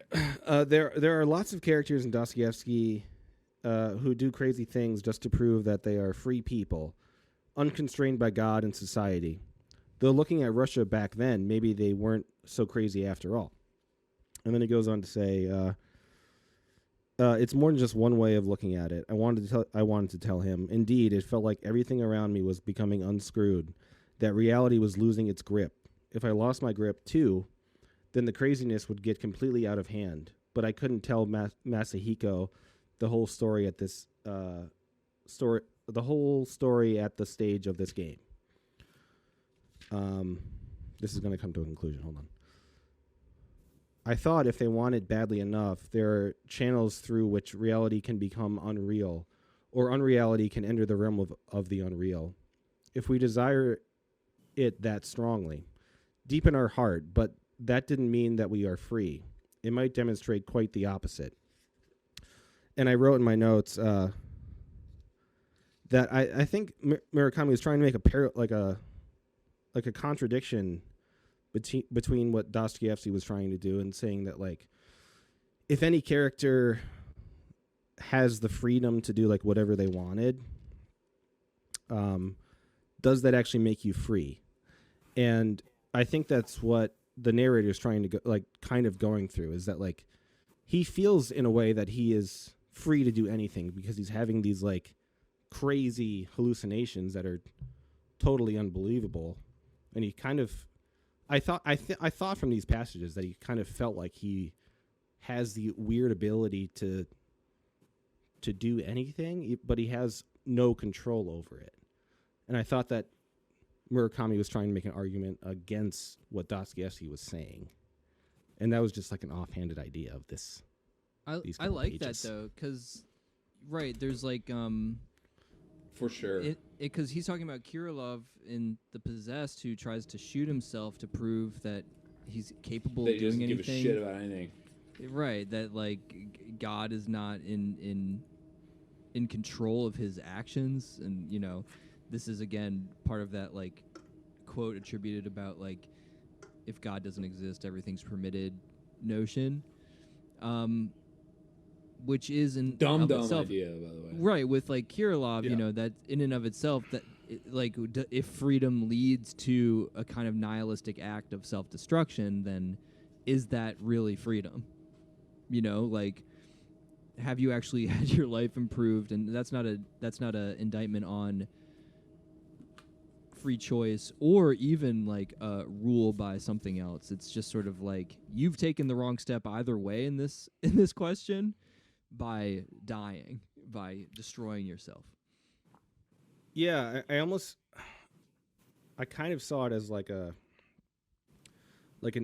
evolutionary response to freedom. Is that what that's what Murakami's trying to get at? Maybe is that like once the idea of like true freedom from God or whatever comes into play, maybe Dostoevsky's reaction was the first one or a first one. But it needs to be explored further to get down to the bottom of like what that truly means and what it truly means to like maybe live a good life and be happy. Maybe. I don't know. I'm kind of stretching here. No, it's what all these people want. It's what all these people are seeking. It's what all these people, it's the other thing that partially motivates them to do whatever, and why the questions of narrative still matter, to these fictional lives of these fictional people who are supposed to be representations, who are engaging with fictional versions of ideas as entities and all this kind of shit. Like, the controlling thing is still like misconnections, love, like human intimacy, and just what it means to like live your day to day. It's also why all the banal inclusions of drinking cold glasses of water and parboiling vegetables are like weirdly soothing, like you were saying, Paul, and weirdly like not weirdly even just are comforting and kind of something that's very, I think, unique in Murakami's writing style. Like his inclusion of that stuff is like at this point now a tick or a style choice that everyone comments upon. I have a passage I want to read. I want to read a passage. I found a passage that I want to read. And I want to read it because I think that like I was going back and forth the whole time about let's talk about simile and metaphor. It's cringe, but then is he also self-aware of it? And because he uses it a lot in very like dramatic ways to the point that I sort of feel like he even has a character who's a metaphor who points out that he's accidentally using a simile. Right. So he's like extra aware of it. Right. Yeah. Which again is it's very Phantom Tollbooth. Because like in that story there are mathematical equations and fucking linguistic terms that are characters. Right. So this is after he comes out of the Upside Down and is in the pit. After this, I fell asleep. This is on page 629. After this, I fell asleep. I had shed my leather jacket before entering the tunnel. What fate lay in store for that jacket of mine? ? And the cold was starting to get to me. The thin sweater I had on over my t-shirt had been so shredded by the walls of the tunnel that it was a sweater in name only. Moreover, I had returned to the real world from the land of metaphor. In other words, which is already hilarious. Yeah. In other words, I was back where time and temperature played their proper roles. Yet my need for sleep won out. I drifted off, sitting there on the ground, leaning against the hard stone wall. It was a pure sleep, free of dream or deception. A solitary sleep beyond anyone's reach, like the Spanish gold resting on the floor of the Irish Sea. Which, like, was a reference that was made earlier in the story to this book he was reading about shipwrecks and this Spanish Armada sinking and the gold on the Irish Sea. And, like, it's this metaphor that's referencing something else in the book from another section, and it's a very self-aware description of the simile. I just thought it worked on a lot of levels, and it's something that he's self-aware of in some like very subtly clever ways to me. Well, yeah, let me respond to that, because I underlined that passage too, and I didn't underline, but I thought about the passages before that he was referencing, because I was trying, when I read it, I was trying to figure out, like, what the hell, what does this mean right now to me, when he was talking about the Spanish Armada and, like, reading that historical book. I was like, this means nothing to me right now. And I thought that was very clever too, because, like, when I read that, I was like, oh, he's tying it into, like, the narrative, but the actual book and the passage he was reading doesn't relate to the narrative of the story. It just relates to, like, this character's experience at that moment. Yeah, exactly. And I thought that was very weird and very clever. Well, okay, I think I was just thinking about this now. I think what I like the most about that is there's a critique, especially of Menshiki, who is like, right, this man, his name means without color. He's got white hair. He looks like Ryuichi Sakamoto. The White Gatsby. Right, a man with something. The White Gatsby, the man. So redundant. The man. Right. The man with something missing, right? The gap in his heart, who lacks the soul of the artist in some sense. And so he's very good with, like, training his body. He's an ultra materialist. He's, like, incredibly, like, capable with his hands, and he knows a bunch of data and information. And there's a bunch of parts where, like, people are engaging with data, and, like, Maria in his house is, like, reading old National Geographics, and she's like, I don't know what this knowing about, like, the life cycle of a giraffe is going to do for me, but, like, maybe at some point. And there's a bunch of those moments where people are just sort of, like, saying facts. Menshiki reminds me of, like, a less political Mishima. Yeah, kind of, like, super, like, self-disciplined. But my only point being that, like, for that Spanish Armada thing, once again, you have something that just might have been information that you just sort of learn, and now you can, like, say it. But what he does is with it significantly is create a metaphor, and that, like, his you know, Menshiki is incapable of kind of doing this thing which the narrator can, which is, like, transmute that data into these higher level forms of expression. All right, boys, look, we are 3 minutes off of 3 hours. Let's Oh fucking, my God. let's Yeah. roll it in. Woo! Okay. So, Lord. yeah, again, I think this speaks to, obviously, long book, long episode, Right. but Watch it in 2 parts. You can pause. you can pause. I should have said that at the halfway mark. Bum, but- bum, ba, bum,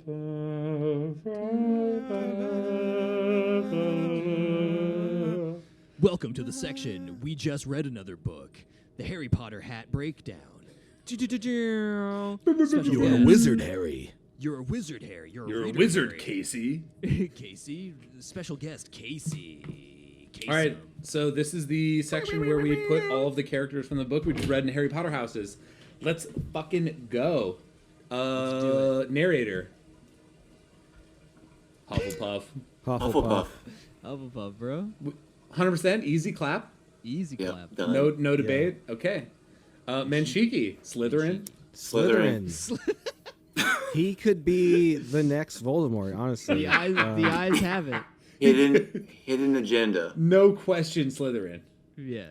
Marie, Slytherin person I've ever seen. he's Marie? one of the most Ever. Slytherin people we've read so far, I think. Yes. Hey, Marriott. listen, Marie, Ravenclaw, easy. No, I would Oh, say you Ravenclaw think Gryffindor. or Gryffindor. Wait, Casey, you can't say or. I don't know. I'm not this. No. I'm not sorting hat, dude. don't reject the premise. I think she's Ravenclaw. She's curious. She goes explores things and is independent. She is also brave, so I get the Gryffindor. Paul I'm gonna Matt, say go. Gryffindor. She's Gryffindor. She's a Gryffindor. Fine. Brave- I quit the bravery- podcast. Casey can take my place. Bye. Bravery trumps the curiosity in this instance. Who for me. else, man? Fine. I think she's. I'm gonna be the odd man out here. I'm gonna say Marie is Ravenclaw. Okay. We're plowing through these right now, aren't we? Well, it's easy clap. yeah. Those are the. I mean, we could talk about. We didn't even talk about Shoko or Masahiko. Masahiko, as I said. or before. Tomohiko, Masahiko. Oh, Tomohiko Mata's a Slytherin. What? The What? painter? Yeah, he's a fucking Slytherin. No, dude, he's a Gryffindor. yeah, Or maybe He's a self-absorbed, but Hufflepuff. in like a noble way. right. I don't think he's noble. He like hates his family. He doesn't hate his family. He just just, like- they're not. You know, I don't know. I don't know. Bad Gryffindor. He's not Bad Gryffindor. I'll Maybe say bad bad Gryffindor, Gryffindor, yeah, too. Yeah, Yeah, I I'll can do do that. I sign up for that. I'll sign up for that. Okay. Casey, what do you think? Tell me. Bad what you Gryffindor, done. Okay. Okay, so Paul left, so we can't finish. He's over. He's out. He's trying to. Casey, pad this out. you're replacing Paul's vote for going forward, This is genuine. and on the podcast. Paul's fired. Casey, you're hired. Mm-hmm. I don't think so. It's 2 to 1, else? It's democracy. What about Yuzu? What about the narrator's ex-wife, ex and then future ex and also future wife? Dude, I've got no fucking idea. Slytherin. Schemer. Slytherin. She's so weird. Yeah, she's kind of out for her own motives. Like in Yeah. the beginning, goes after that other guy. Yeah. Who She is she incredibly. liked more. Paul, what about Yuzu, the narrator's wife? I don't. There might not be enough information. I would I say say Slytherin. Hufflepuff. Definitely. I'm gonna say Hufflepuff. I think she's Slytherin. Why? She could be Because Ravenclaw. like Casey said, she's out for herself. She's very self-absorbed, and I mean, maybe she's not like calculating, but She took the hotter guy. yeah. But then she took her husband back at the end. Yeah, but only after he like proved himself to her and like potentially raped her in a dream. I don't know. And only after he asks, and she's like, "Yeah, I'm chill with She's that." like, I yeah, guess." whatever, dude. I don't Yeah. care. She's so detached. I'm gonna say she's an unpleasant Hufflepuff. Oh, She just seems like a drug addict. enough. Yeah, she does. She seems like I like zanned that. out. Yeah, she's zanned out of her mind, is what that felt like. Yeah. All right, scores, boys. Let's drop them. Damn, there's so many things that I just thought of that I wish. This is I our- wish this is we our- had an dude. hour to talk about. Well, but, okay. Yeah, For the record, Matt said we only needed one episode, and we've gone 3 hours. yeah, it's Matt's fault. Okay, We could probably go another hour, I bet. Like Easy Atlas, I will clap. take this upon my shoulders. But next time we do a book of this length, we should. We 2 finally do episodes the for Yeah. sure. Double Yeah, eps for we're this. gonna have to. Can't rush themes. So Paul has to go last, as is tradition on this show. The person who Yeah. picked the book gives Yeah. the score last. I feel like I've gone first the last couple books, so I'm gonna exercise my right to not go first. All right, I'll go. I'm gonna give this book a 3 even. Nice, easy clap. I'll go Alright, second. who's next? I give this a 4.0. Nice. Woo! Then I have to go. That's probably your grade point average, wasn't it, Casey? Chad. Ooh. Yeah. No, it wasn't. So I've changed my score from the beginning of the episode. Sick. I talked myself up slightly. It's a 3.53 for me. I talked Nice. myself up too. Well, I'm the odd man out, and I have very personal reasons for loving this book so much. It's a 4.5 for me. I'm sorry, guys. I Don't loved it. apologize. Art, at all. what is it? Yeah, Art, what is it? I'm going to be reading this book well into my hundreds. Wow, when the nanobots clean your and it's When it's just my consciousness downloaded into a flash drive. Well, thank you everyone for listening to this long ass episode. If you're listening this long, you're gonna get everyone's penis length right now. No, I'm just kidding. In centimeters. Here we go. You're gonna get the link to our Patreon, which is patreon.com/spinecrackers, twitter.com/spinecrackers, instagram.com/spinecrackers, facebook.com/spinecrackers. Casey? Joining Spinecrackers was the best decision of my life. That's what I'm fucking talking about. And that's customer testimonial. That's what I'm goddamn talking about. And now we need a call to action. So No, that's the join. extra content of the TBR just really added on. I appreciate that. Great additional book finds and reads. I want to see that from Matt and Paul as well. Oh, thank you. Well, I mean, the Patreon acts also as my own personal OnlyFans, too. You forgot to mention that. Yes, that's right. Paul does all kinds of lewd acts for small amounts of money. Bend over in my boxer shorts, touch my toes, my boxer shorts, Casey, do you want to plug anything at all or anything going on with you? No, I mean, not it's aside been from fun raising a talking family about and living your life. It's been fun talking about Murakami. Thank you so much for being here. Yeah, we really I learned a appreciate few things, a few more analytical things that I wouldn't have otherwise known. So did we. That's all we can hope for. We appreciate being here, Casey. Yes. Thank you. We love you. Thank you. We love you, Come and back. We're in love with you. We're in love with you. Okay, everybody. Thank Bye you for for now. staying this long. Bye. Bye.